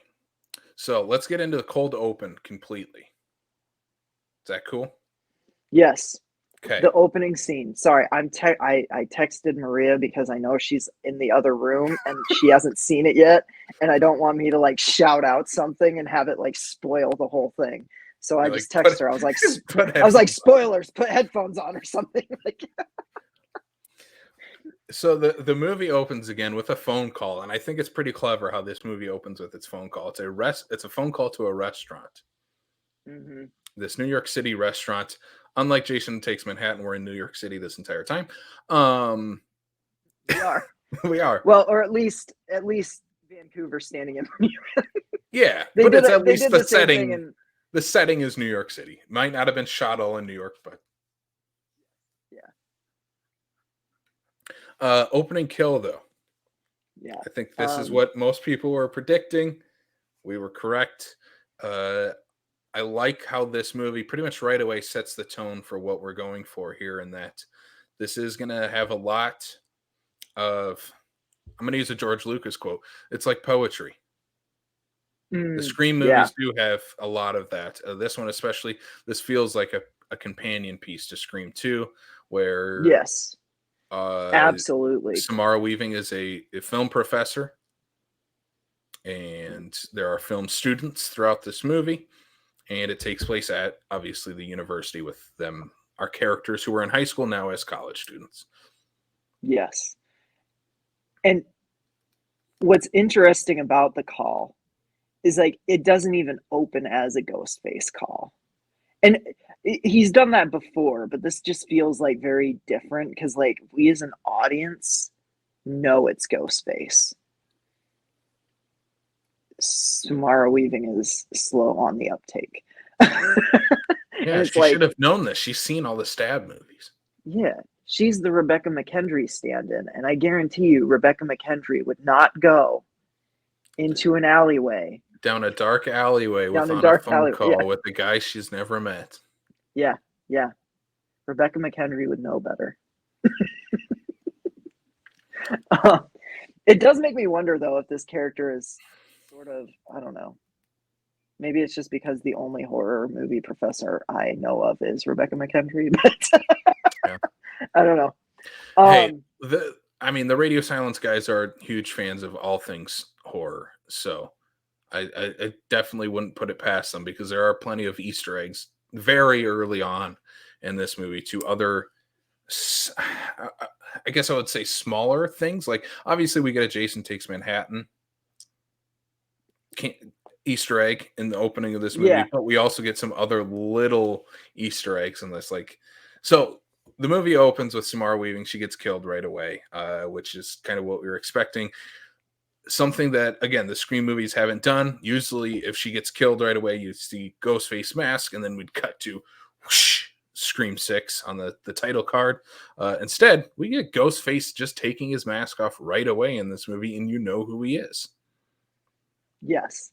And here's the thing. The voice on the phone call before it goes into Ghostface voice, I recognized Tony Revolori. I don't know his name. I recognized his voice, and I'm like, oh shit, I'm right. And I got like really like, I was all excited and I'm pumped. I'm like, oh, I recognize the voice. And then he takes off the mask, and I'm like, oh, like I'm definitely right. But then it doesn't stop there. I'm like, it goes into a second opening kill where your Ghostface are now the object of a cat and mouse with another Ghostface who's way more vicious. Like, this opening scene sets the tone because, like, I don't know if you felt this way, but I felt like Samara Weaving's death was very like, it was bland. And then when you figure out why it was so bland, it's literally this guy's first time trying to be Ghostface. It's like, oh shit. Well, that makes sense then. That makes sense why, like there was a little bit of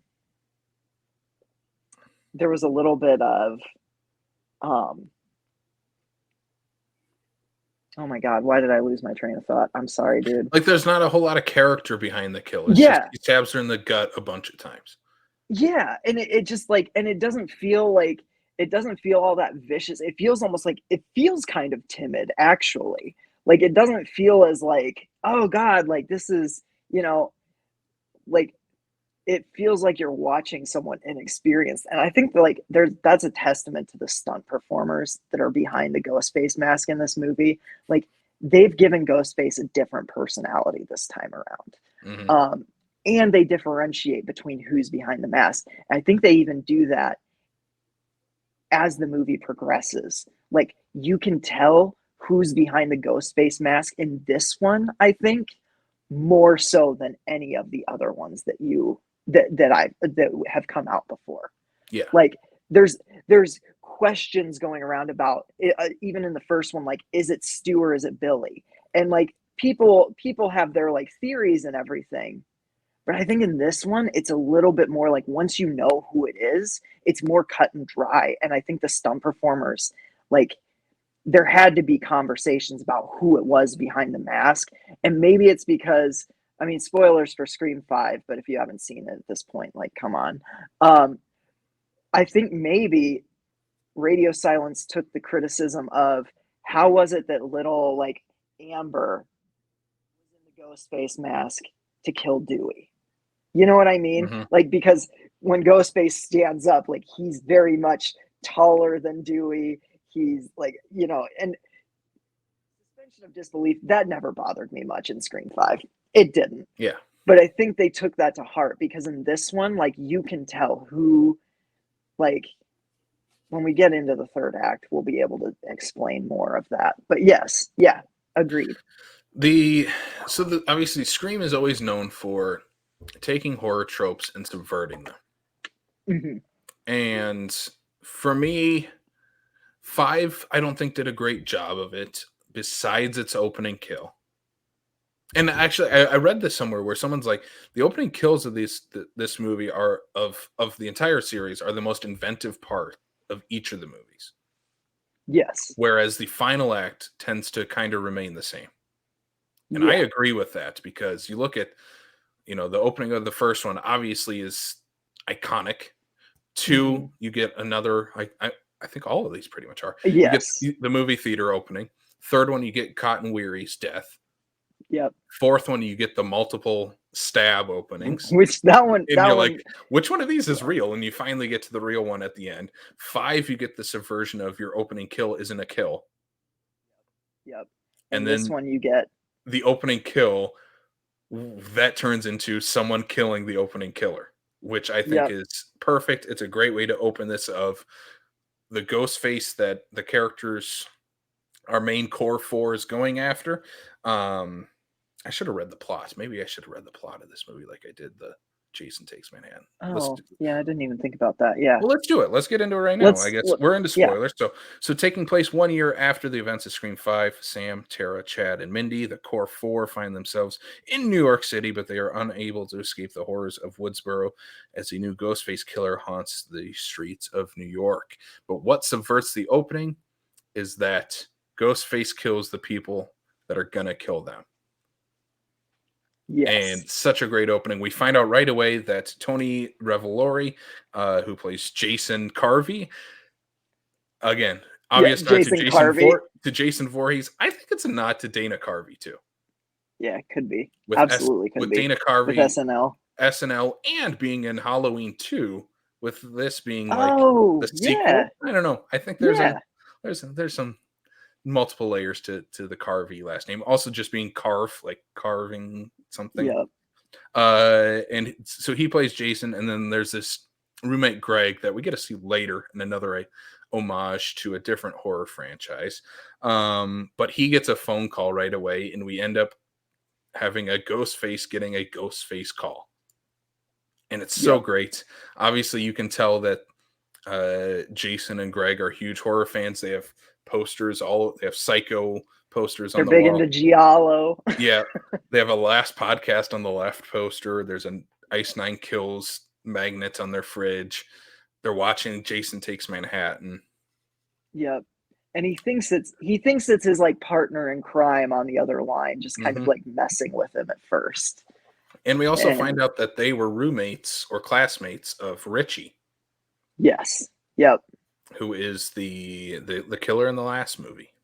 Yep. And they're looking to finish Richie's movie, essentially. Yep. And it's a really, like,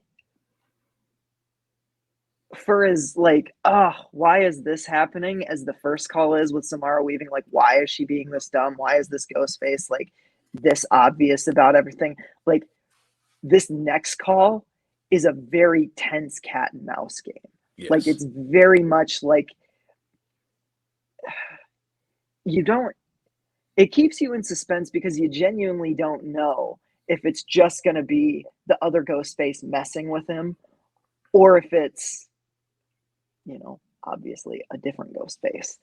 And it ends up being the Ghostface, a different Ghostface. And it leads to, like, maybe one of my favorite lines Ghostface has ever uttered in one of these movies, which is, Who gives a Who fuck gives a about fuck movies? about movies? Like Roger L. Jackson's delivery of that is like I don't know, like this might be my favorite performance from Roger L. Jackson. The stuff Ghostface is saying and like the Hmm. line deliveries in this, it's just next level. It's just he's got some bounce in there and Yeah, some meanness. Like this Ghostface is just brutal and it's vicious, not just physically but verbally too. Like, oh the opening of this movie I think it's the best part of this movie. It's a great opening, and it is yeah. also the best meta take of this entire movie, because we'll talk about it later, because each Scream movie has like what's its meta commentary. Hmm. I don't know what the meta commentary is on Scream 6. Besides Yeah. this, the opening of this movie, I think does a really great job of subverting that. Also, Friday the 13th Part 2, there is a Part 2 reference in this movie. Yes. There's a head in the fridge. I think that is a direct reference to Part 2 of Friday Oh, the 13th. has to be. Has to be. They are like they're referencing part twos just as much as they're referencing like franchises, which is kind of you're right. When they get into the meta commentary on like what it means to be a franchise, I don't think it's as sharp Yeah. as what like some of the previous movies have been. I don't think the meta commentary is the strongest part of this particular movie. Yeah, and I felt the same for the last movie too, where I'm like, the meta Yeah, commentary you're giving is one you already gave it 10 feels a years little on the earlier. nose too to Yeah, me. and not to Like like it jump into in Scream 5 or Scream 4, but like Scream 4 does the requel before the mhm. requel though. Like, Yeah. because that movie, it brings back the original cast, but we're introducing new characters. We have to kill off the old cast so our new characters can shine, type of thing. It did that in 2011. Yeah. And when they did Yeah. it again in 2022, I was like, y'all did that 10 years earlier. Let's do something different. And they go into like, it's And more there was a better commentary on like reason fans for and Star Wars, and I don't know. yeah. Yeah. Exactly. Like it's perfectly serviceable. Like it's a really good slasher movie. It's a serviceable Scream movie. Yeah. You know what I mean? Like I watch that one as a slasher. Like if I just turn my brain off and I watch it, I'm like, God, this is so much fun. But like putting it up next to the other Scream movies, it just doesn't have that Mhm. extra bite, I feel like, that most of them do. Scream 6, however, Scream 6, I feel like, has plenty of bite. Yeah. And I just think it, Not in its meta commentary, just in no. general of the way the story is presented, the way it unfolds, Mhm. and what it means moving forward for the franchise, I think. The biggest thing about this movie compared to a lot of the previous Scream movies is the pacing of it. Hmm. It's foot on the throttle this entire time. Yeah, it's relentless. And yes, and the parts where it does take its foot off the gas, I think are the worst parts. And that's my biggest complaint to this. And unfortunately comes from our leads. A lot of those is where we try to Really? build character development, because as soon as we get out of our cold open, we end up with Sam, not you, Sam, Billy's Yeah. daughter, Billy's daughter, Sam. Uh, and she's going through therapy, and the actress that plays her, Melissa, Do you not like her in this one? she's she's much better in this one than she is in the last one. Oh, see, I did a 180 on her from She's Scream not. 5 to Scream 6. I think She's she's the best of the main four in this one. hard disagree. Uh, she's much better than the last one. There's things held over from the last one with her character. I'm like, all right, let's move on fast. This is dumb. Ghost Billy looking at you. um, Okay, yeah. I didn't like the Ghost Billy stuff in this one. it's so I like the dumb. Ghost I actually like the Ghost Billy stuff in Scream 5. I didn't like the Ghost Billy stuff in It's this so one. dumb. I was like, I feel like we can move on from this Yeah, part of it. let's let's be done with Ghost Skeet, and move on past this. Especially because in the last 2 years he looks like he's aged a decade. Like I don't know if I don't know what it was, but they did not do as good of a job selling the teenage aspect of him. Like Oh, he I looked thought like in a both grown. he doesn't look like he's I thought he at least looked 1996 halfway age. decent in Scream 5, but In this one, he did not. No, this one he looks like he put on a white t-shirt and they filmed his scene quick. After he like spent a whole night drinking and chain smoking, like Yeah. seriously. Yeah. Let's move on past Yes. Ghost Billy. Let's be done with it. At least have both Ghost Billy's mother instead. Let's at least mix it up a little. Yeah, bring back Debbie Salt. Yeah. Billy's mother. The sister dynamic in this movie is the reason why I'm tempted to put this below Scream 2 and 4. I think it really takes the movie down. Sam is a much better character. Is it Tara? Is the other one? Tara. Jenna Ortega is insufferable in this movie. Really? Yes. Especially how it's definitely how the character is written, where she's like, she doesn't want her sister, she doesn't want to live in the past, but the way she's acting doesn't feel like an actual character. Feels like a TV show character, which I get Scream has a lot of that, but I think in the last one we ended with them being pretty tight sisters by the end of this, by the end, and going through this trauma and figuring out Sam's personal legacy versus Tara's. Here we get like she's boy crazy for some reason. I think it's the same. So okay, I don't know. I know you didn't like Halloween Ends, but I kind of got different vibe. I kind of got the same vibes with like Tara as I got with Allison in Halloween Ends, where it's like she's been through this traumatic event. She's just kind of throwing herself at anything that's going to take her mind off of that. It's just it's an escape, you know, and that's why douchey McDate rape at the house party. She's just like, yeah, whatever, I'm going to do this, you know, and I've seen people react to trauma in similar ways. So like that didn't, for me, it didn't strike me as weird or off or anything. I guess. But I read it as off because as an audience member, you want to be on their side. And yeah, I'm not I get on that. her side when she's doing that. It just puts you off. You're like, yeah, go with douchey date rape guy then. Yeah. Let Ghostface. I just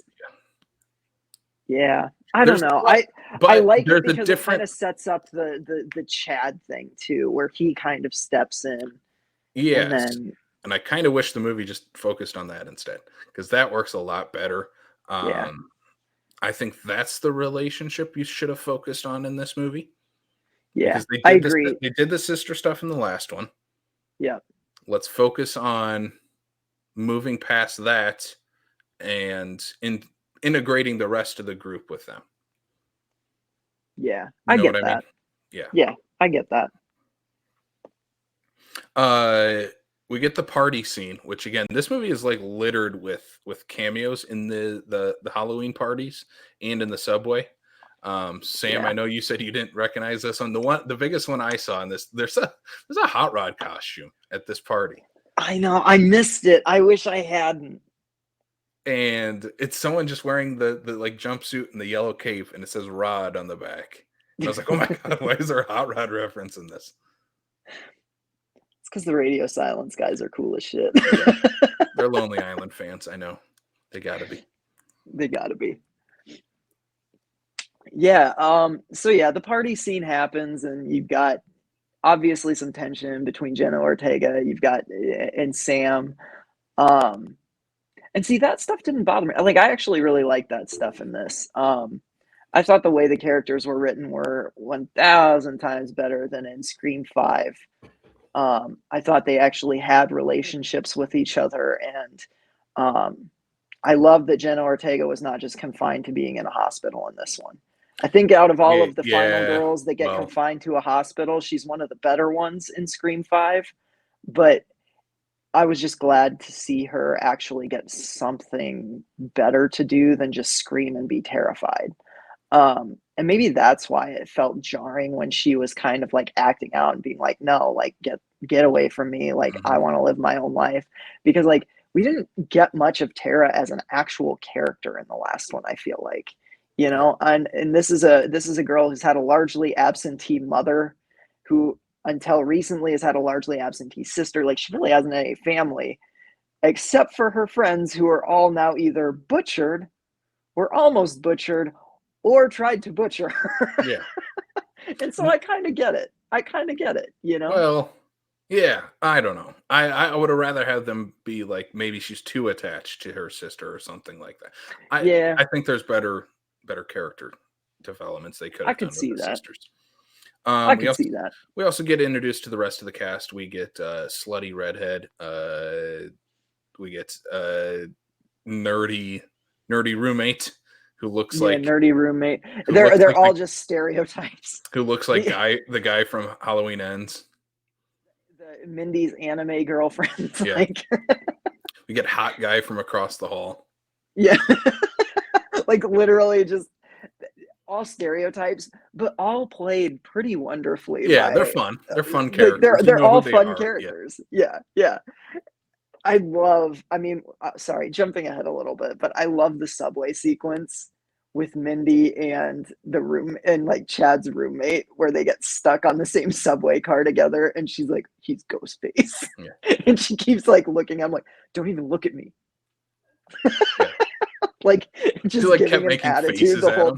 Yeah. time. Yeah, like sticking her tongue out, and I don't know. I just that sequence was really fun.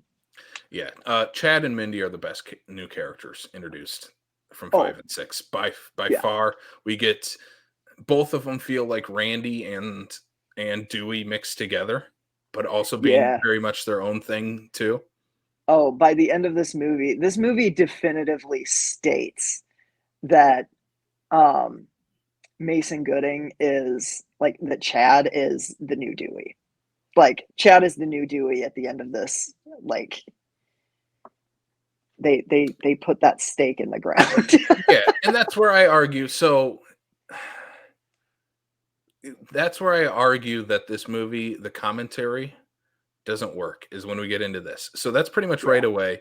The kids figure out like there's a new Ghostface killer in New York. Obviously, they're going to be coming at Ghostface is going to be coming after them.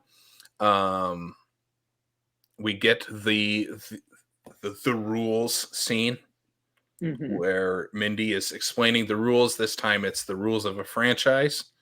Yeah. And the rules of a franchise are no characters are safe, even the ones you just introduced in the last one, Yeah.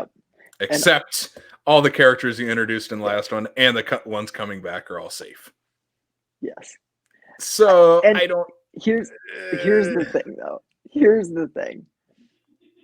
Scream knows what it is as a franchise. And it knows that the reason you come back every time is because you love the core characters. You Yes. know what I mean? Like, and now that they've actually gotten us to fall in love with the new characters that they have introduced, they can't kill them because they're the people. Like, it's not going to be Neve Campbell. It's not going to be Courtney Cox. It's not going to be David Arquette bringing you back for Scream 7. It's going to be these four. You know what I mean? It's going to be the core four. Yes. From a meta standpoint. Because right now, what is the reason people are going to? What was the reason people were going to go watch Scream 6? Is it because of these four characters coming back and I want to hang out with them? It depends on what generation you're talking about. Or is it I want to see Ghostface kill people? I think it's also Ghostface. I It think is Ghostface is at huge this too. Yeah. point is because I want to see Ghostface and the reveal who's going to be the killer. And I wish they would play on that a little bit more and start killing off these characters we introduce a little quicker.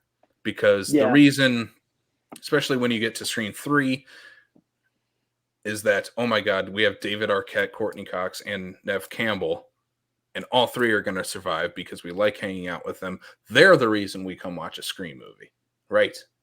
Yeah. And it's a new killer every time. It's not that the killer returns and we have new characters. It's we have our characters returning with a new killer every time. Now I wish they would start playing up.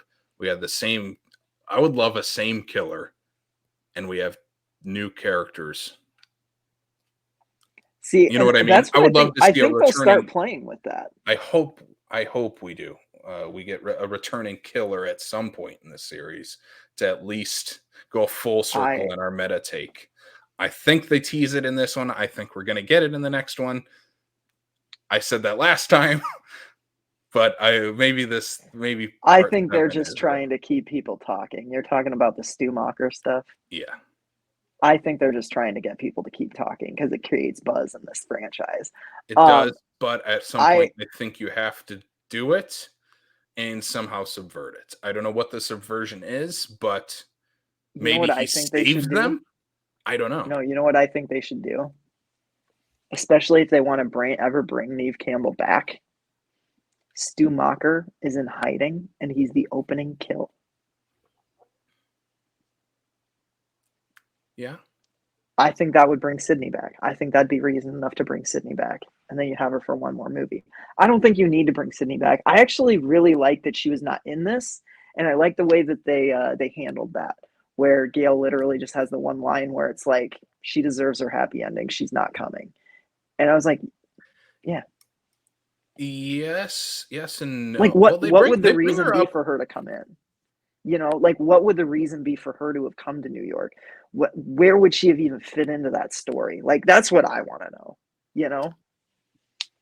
Yeah, they bring her up quite a bit in this movie, though. Yeah, but I mean, I think that's just 'Cause they because she's always in the ask. DNA of this franchise. Yes, and that's where I'm. One, I want Nev to get the payday. She deserves it. This is her. Yes, This is her absolutely. franchise, and that's partially where I'm like, all right, now it's starting to become the Ghostface franchise. When we should, if we're going to continue to subvert, where it's about the characters, let's keep bringing Sydney back. Um, there are ways they could have introduced it. 5 did not do a good job of that. She's just there. That's Oh, just poor writing. That's not anything on Nev Campbell. That's her just and poor her and writing. Gail both didn't need to be in 5. No. I also argue Gail doesn't need to be in this movie.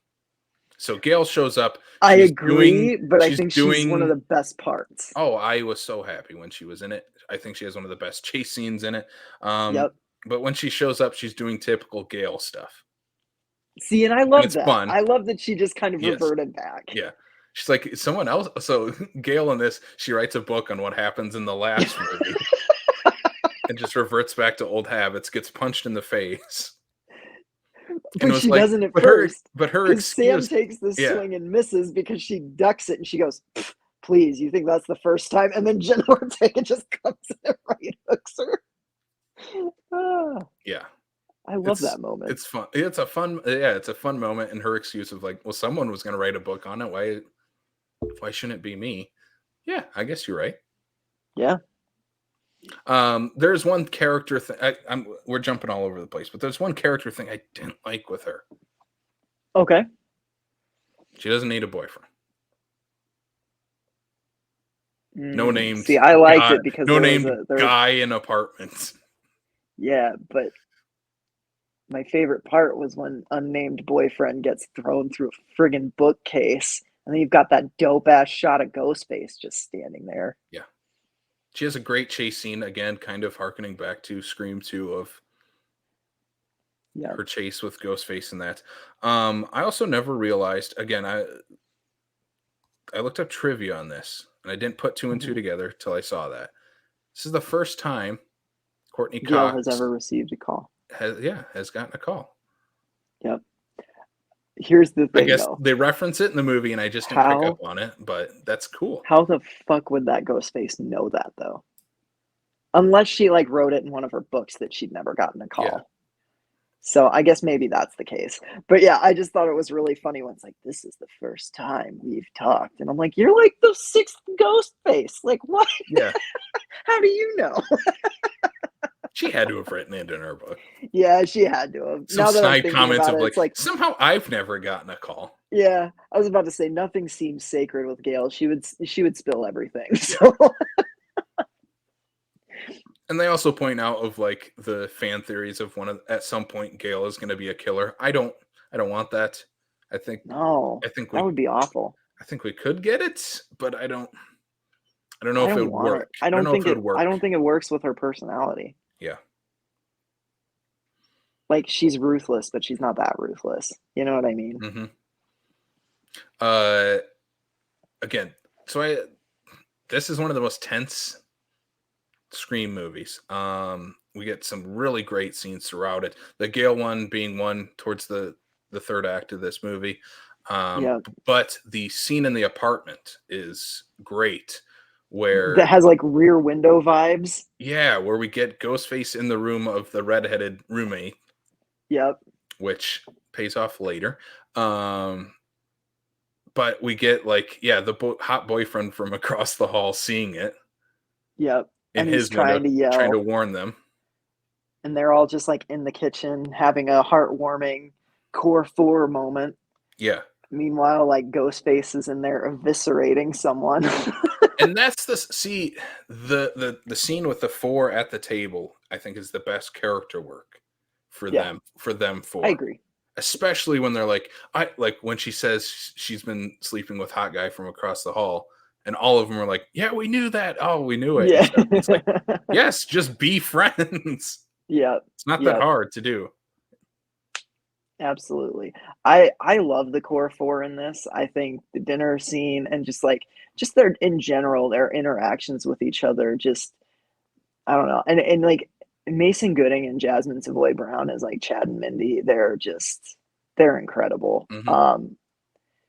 Mason Gooding could carry this whole franchise for the next 10 years and I wouldn't complain about it. Like Yeah. he's awesome. So I love the is the apartment scene before or after the bodega scene? Because the bodega scene's like pretty early on. I was actually kind of shocked at that, how quickly the bodega scene happened. At the In convenience the store. little like convenience store, yeah. Yeah. Yeah. So that was the first scene. That was like the first Chase. big chase sequence, yeah. Yep. And I just man, the brutality in that. Like I know everybody kind of saw a quick cut version of it in the trailer. It's so much more intense in the actual movie. Hmm. Like it's genuinely terrifying and it evokes like it definitely like Radio Silence knew what they were doing. It definitely evokes like mass shooting kind of vibes. And it's like it's terrifying in a very real and grounded way, in a way that a lot of screams have not been since the first one.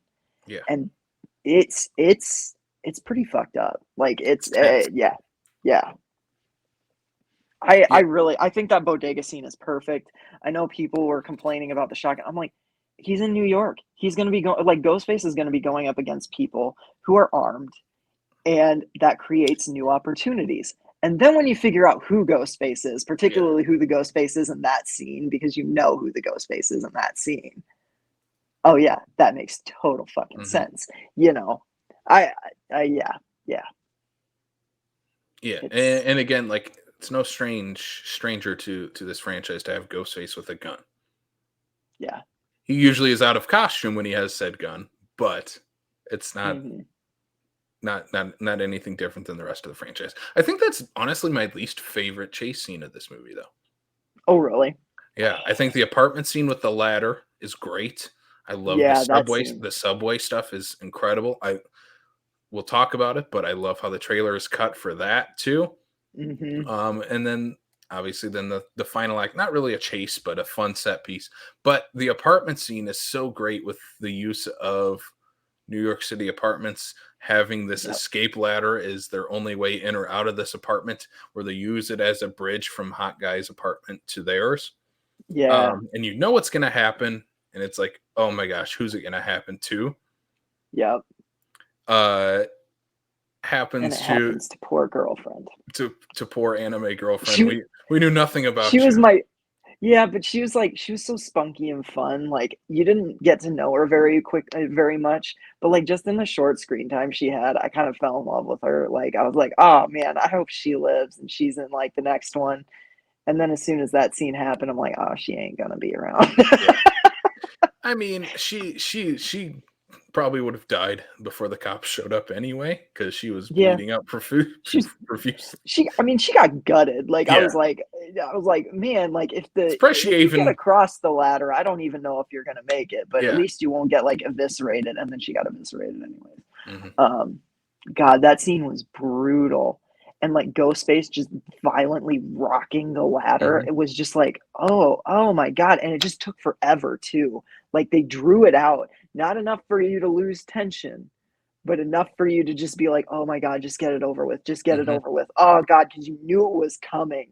And it just when it hit, Yeah. it was like, oh Jesus. Like, Mhm. and then they'd show a close up of it, which I thought was even like they don't shy away from gore in this one. No. Like it's easily the goriest since the original, I think. Like you're actually watching people's like innards come out and it's pretty nasty. Yeah. And then we get introduced right after this, if I'm not mistaken. It's after this kill that we get reintroduced to Kirby, Yeah, yep. who is now an FBI agent. And very different than the last Kirby we saw. Yeah. I Which, liked Kirby in this. yeah, we probably could have used more of her. Yeah. I think it's maybe just because she wasn't in the last one too that it kind of felt like we're a little distant. Um, Yes. Well, and they especially, kind of kept you at a distance because they were upping the like suspect vibe of her. I think that was part of it where it yeah, was like, the whole time you were kind of guessing like, oh, they planted little seeds of doubt.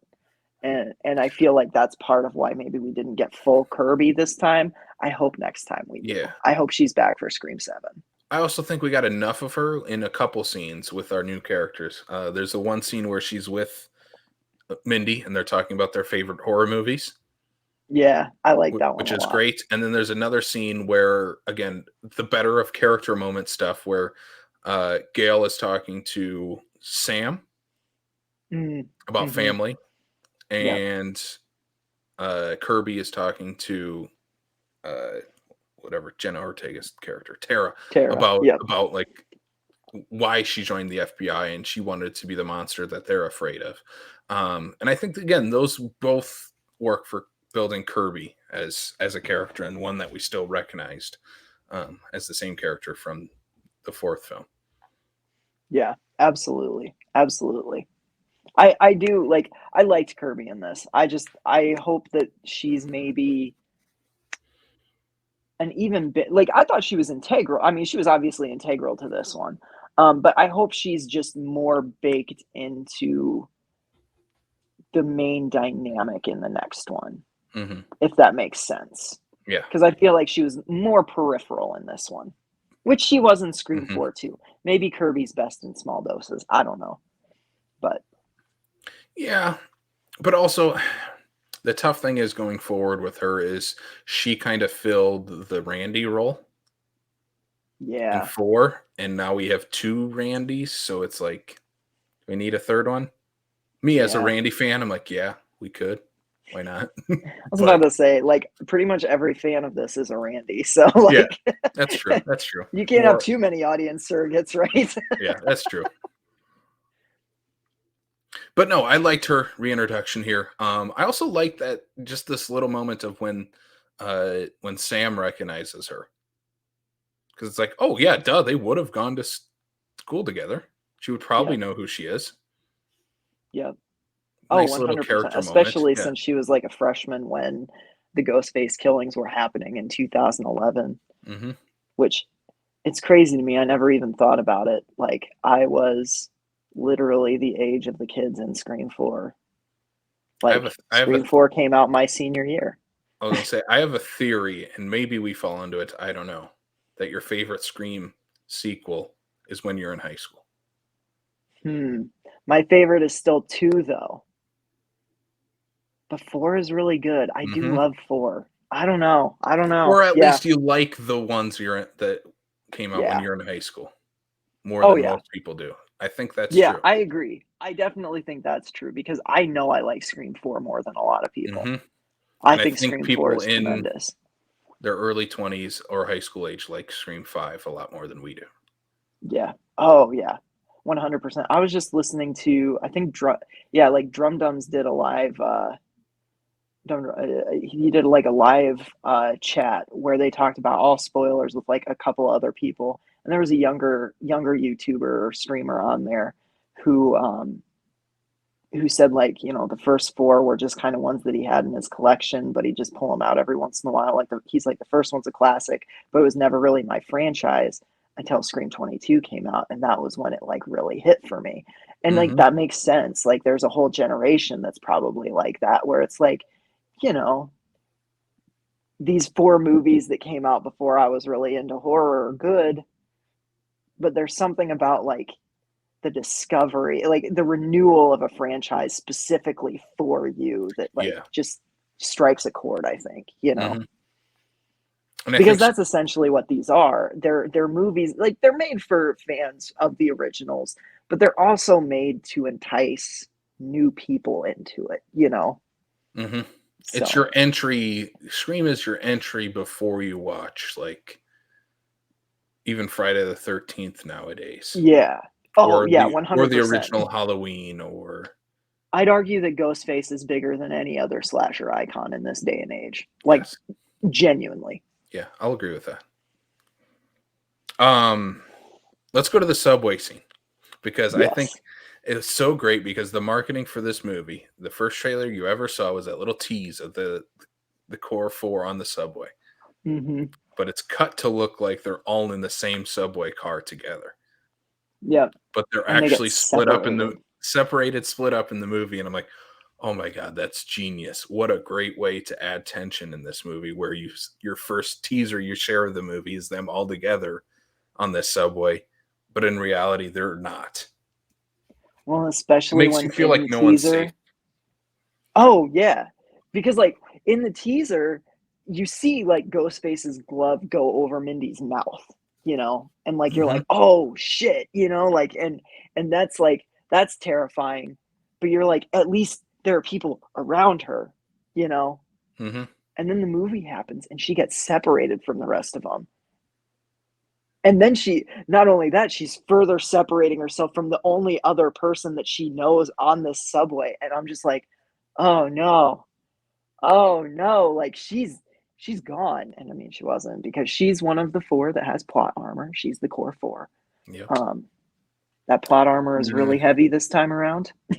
yeah, especially when she brings up the meta take on they don't have plot armor anymore, Yeah, but they yeah. all do, and I then it's like I think it's really, I one don't of know. you should have died. Here's the thing though. I like that it went that goofy. Like from the moment, from the opening scene, I feel like this was a goofier Scream. Like this is the scariest Scream. This is the meanest Scream. But I also think, aside from the original, it's the funniest. Like I genuinely got some big laughs out of this one. Yeah, I think I think in the final act, the written and directed by yeah. is like one of the funniest things in any Scream movie. Like that genuinely caught me off guard and it made me laugh so hard because it's the end of the movie. And I don't know. It was just very interesting to me.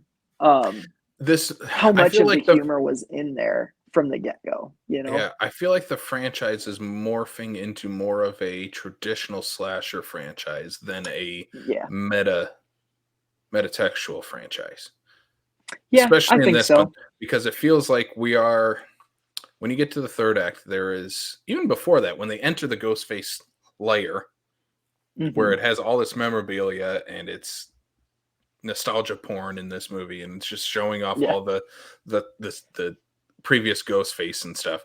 Um, you would see that in another, like I could see that in a not meta slasher movie. Yeah. I could too. And and that's the thing, like I understand people's apprehension towards like, oh, this one wasn't meta enough, the meta commentary doesn't cut. But I'm also kind of at the point where this one came out a year after the other one. And I Yeah, even think Scream 2 is my favorite sequel. I but I don't think the meta commentary is as strong in that one either. Like I don't necessarily think the meta commentary for a horror sequel is very strong in Scream 2. hmm, But what it makes up for in that is like some viciously intense set pieces, and it goes full yeah, throttle, it goes harder, and I think that's what Scream 6 also does. and that's why it worked for me. Like I'm definitely in the contingency of like Scream 2 is one of the best sequels, and this one gave me a lot of Scream 2 vibes. And there was even Yeah. a point in my ranking where I had Scream 2 as like my favorite Scream movie. I love Scream 2. I think I the do too. first one is unbeatable. But like Scream 6 to me gives there's only so much meta commentary you can do before it's like, okay, yeah, we've heard this before. So maybe that's what Yeah. this series has to evolve into is just, hey, we're going to have fun with the formula. We're just going to fuck around with it a little bit, Or even you getting know? too goofy with the meta stuff. Yeah, Like, I know, exactly. like, the next logic unfortunately, the next logical step this series could take is something space related. I think there's a Or way you even can just do like this on where a they go boat or a plane yeah, or send them to space camp. I don't yeah. know. I think that's funny. Maybe it's too goofy though. But there's stuff you can do with it. And maybe they're past that point now where they can't go back to being that. Where Scream 3 is I think the biggest of like, yeah, this is really goofy and we're meta on meta where they're making Mhm. a Scream movie inside of Scream and Jay and Silent Bob show up and like it's that Yeah. goof like the director of a stab movie is your killer. Like it's and then 4 and 5 kind of revert back to the first two a little bit more. Maybe we're past that point. I don't know. We'll see. Um, the finale. So let's get to these killers. Yeah.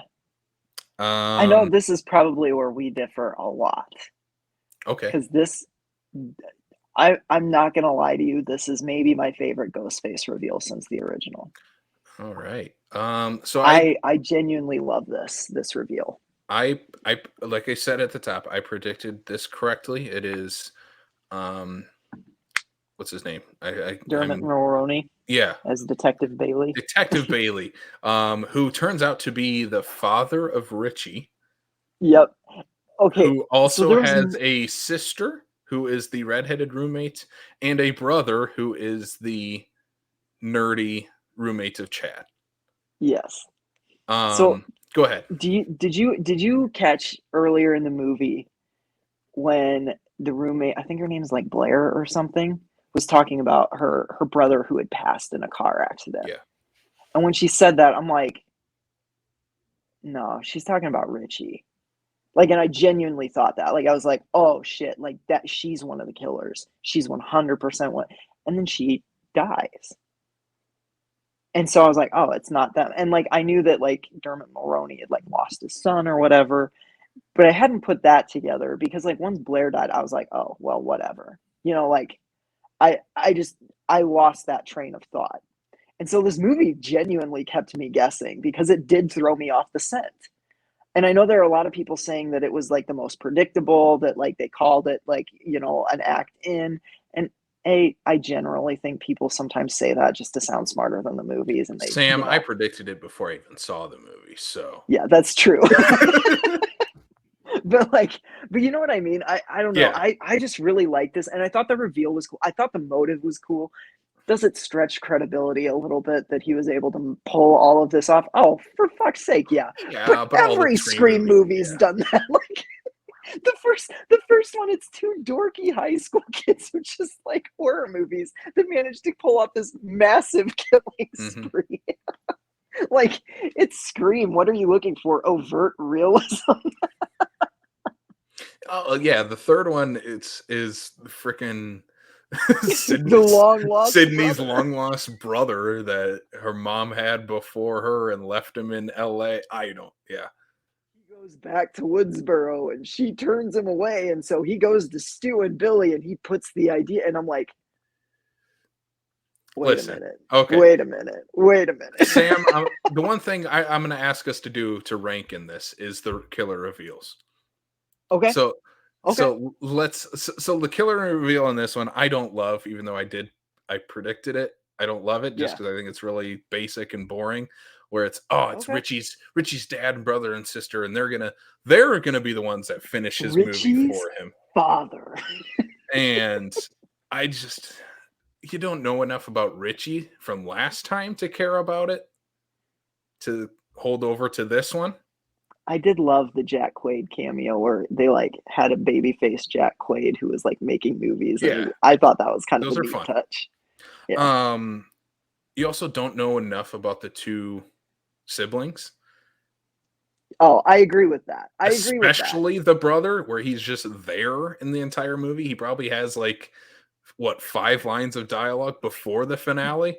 But once again, it's giving me Mickey vibes from Scream 2. And I loved that. Of course, neither of these two are Timothy Oliphant, which Yeah, is why Scream 2 is higher in my ranking than Scream 6. But yeah. And that's where I like Jack Quaid a lot more as the killer in the last one, because when you do the killer reveal, there should be a level of like overacting, yeah, because you look at even the first one, Billy and Stu, you're looking at Skeet and Matthew Lillard, especially Matthew Lillard. especially Matt They're Lillard. turning it up to 11. They are past trying to act. They are overacting. Scream Like 2 is no Matthew different. Lillard's just like spitting all Yeah. over. Like Hit me in the head with the phone, Dick. My parents are going to be so pissed. yeah. And then you get Timothy Oliphant, the Billy's mother. Mother. Even Scream 3, he goes Oh, over yeah. the top. He goes over the top. Emma Jill. Roberts, I do not like her. I do not think she's good in the third act of Scream Right. 4, but she goes over the top. It's campy. I just don't think she does campy well. No. That's my only complaint with 4, really. But and then yeah, like Scream 5, I think Richie is perfect as a Ghostface. Mm-hmm. I have grown on Mikey Madsen's Amber quite a bit in the past year. I still think her line reading of like, because in our movie has fucking stakes. I'm like, okay, that's a great line reading. Even in this one, Dermot Mulroney turns it up. Oh yeah. The other He's two good. aren't great. They're a little Jill Roberts. They're a little Yeah. Jill Roberts to me, where it's like, okay, I get what you're doing here. You're just not very good. Yeah. The one thing I will say in the third act, the shot that really got me was when Blair gets shot in the head and she falls over, and right behind her is The dad. Dermot Mulroney, and the look on his face is just like, he actually makes you kind of feel for him. Like, Yeah. it's a weird, because like I'm actually kind of sympathetic to Ghostface in this one. Like, it's like, God, I kind of get it. Like, I know that your son was a murderer, but he got stabbed 22 times and then had his throat slit. Like, I probably want some revenge too. Yeah. Like, I like the tease of like that Ghostface is going to survive.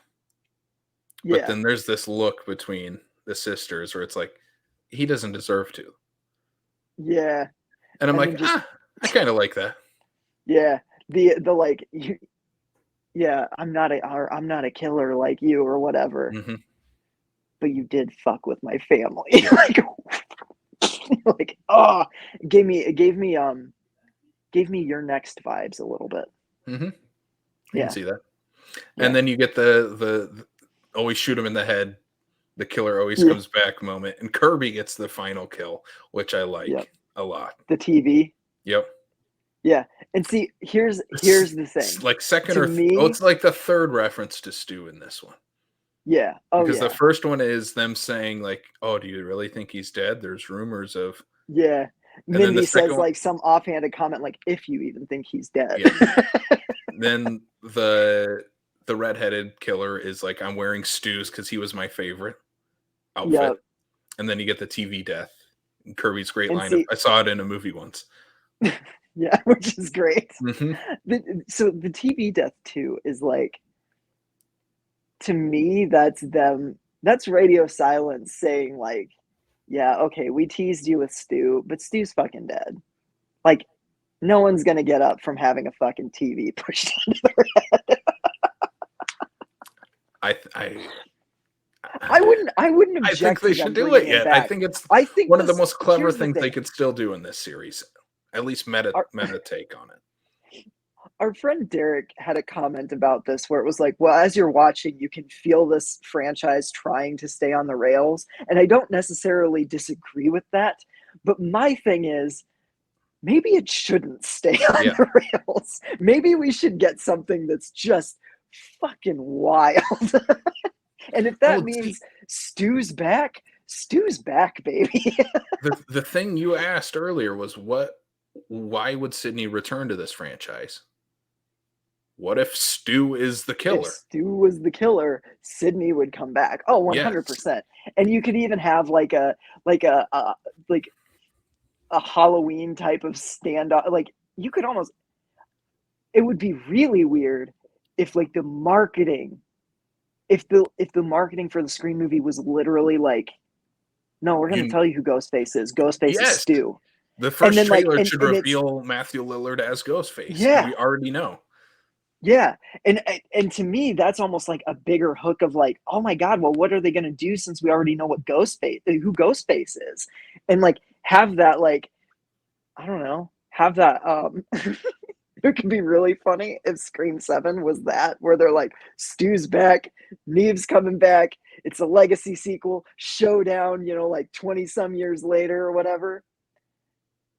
And then in the first act, they introduce like some random person and they pull a Halloween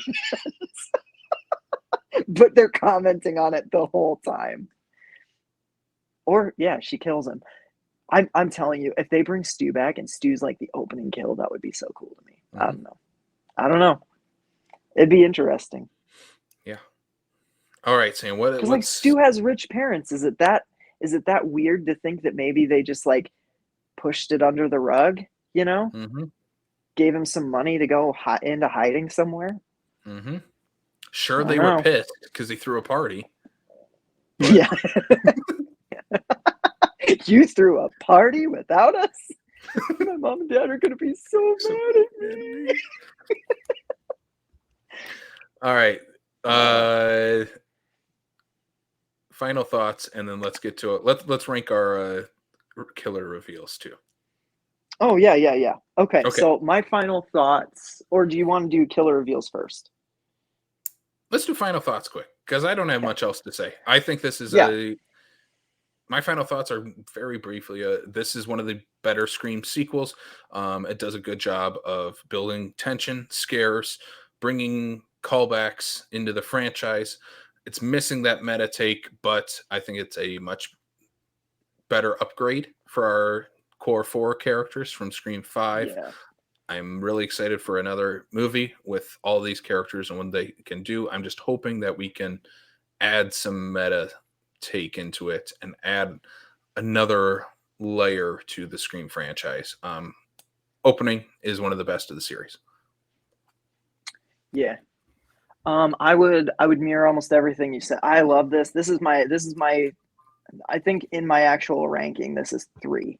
This is like 3rd for me. I walked out of this one just absolutely instantly loving it. And most Scream movies grow with me over time. So I only imagine that I'm going to like this one more and more as it goes on. Because every other Scream movie has been pretty much the same, no matter how much I've liked it. I've only grown in appreciation for them. Like we kind of briefly touched on, I think Melissa Barrera is the freaking MVP of this movie. I know you disagree on that, but I had a hard 180 with that performance and that character. I loved what they did with Sam in this one. I thought she rose to the occasion. I don't know. I thought she was tremendous in this. Really just love all of the core 4, and I love this new cast of characters. I can't wait to see him again in Scream 7, God willing that happens, but it's going to, because this is already breaking franchise records at the box office. Yeah. So, I highly recommend Scream 6. This one's been more divisive than I thought. This one feels a little bit to me like The Last Jedi, and I know you didn't like The Last Jedi, but like I walked out of The Last Jedi just absolutely like high on that movie, just like, oh my God, like this is my favorite Star Wars movie in a while, only to come out and have people being like, that was one of the worst ones, and like people are saying that about Scream 6, and different movie, like a different movie experience, I guess, you Mhm. know? So I Yeah, don't know. I don't know As a what some of Scream the fan, yeah, I don't see it. I can see this as one. I definitely think this is a huge upgrade over Scream 5, but I'm seeing a lot of people, I don't know, yeah. Isn't disappointed in it? it. Yeah. Isn't that weird? I don't know. Like it's just I even tweeted out I even tweeted out like, and I didn't even get any DMs, but so maybe not as many people are absolutely hating it as I thought. But I'm just like, can someone tell me like what the issues are with this one? Like genuinely, I just want to know because Yeah. I'm curious, and no I mean, one's really talking about spoilers, and it's hard to not get into detail without spoiling anything. I had a bunch of problems with this movie, but I still had a hell of a fun time, you know? Yeah, yeah.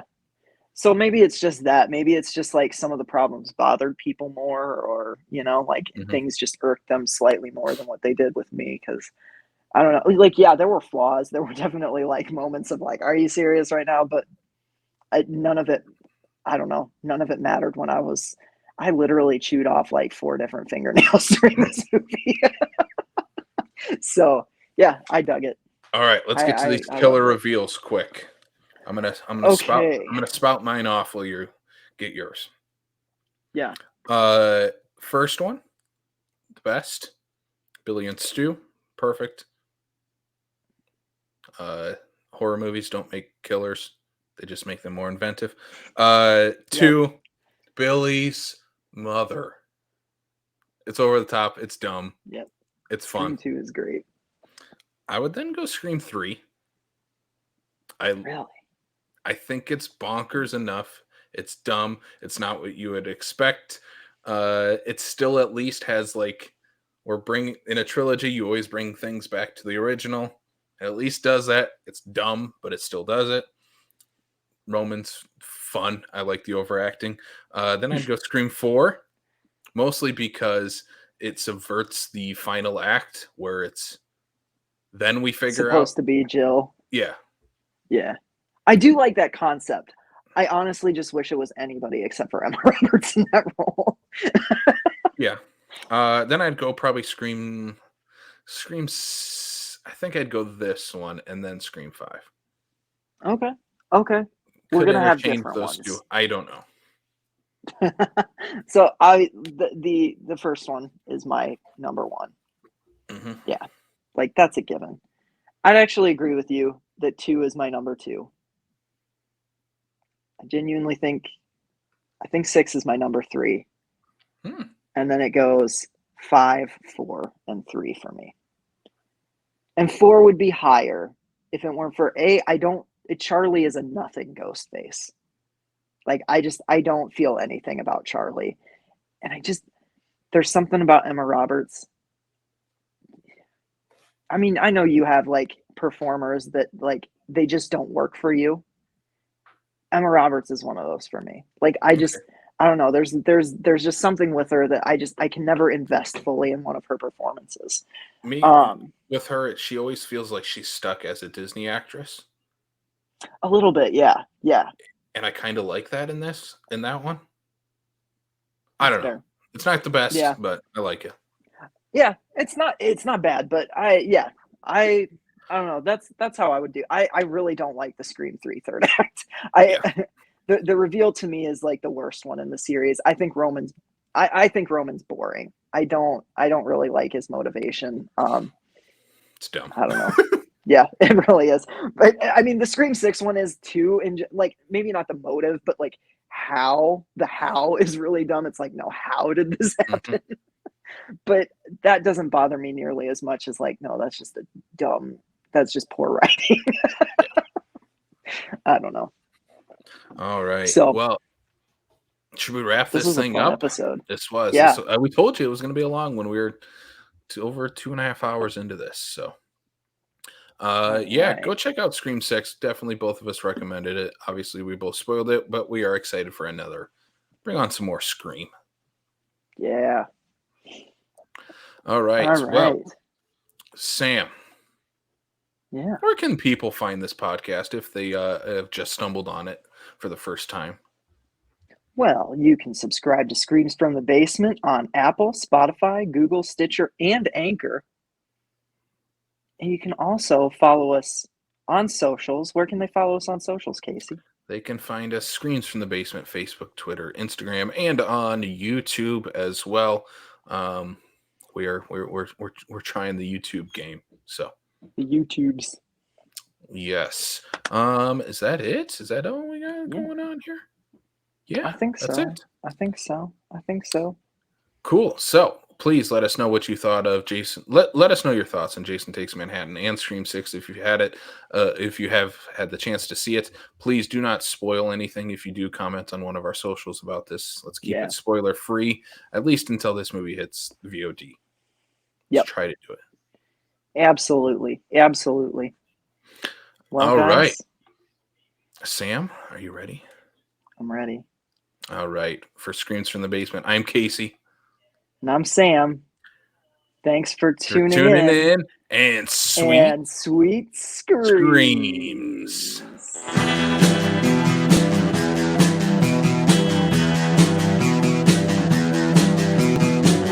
You're listening to the Prescribed Films Podcast Network, home to hundreds of hours of free podcast entertainment. The shows on this network all have a common goal: providing you with the best discussions about movies and other forms of entertainment media. The PFPN hopes to fill your earholes with audio joy. Visit our website with links to all the other amazing shows at www.thepfpn.com. Thanks for listening.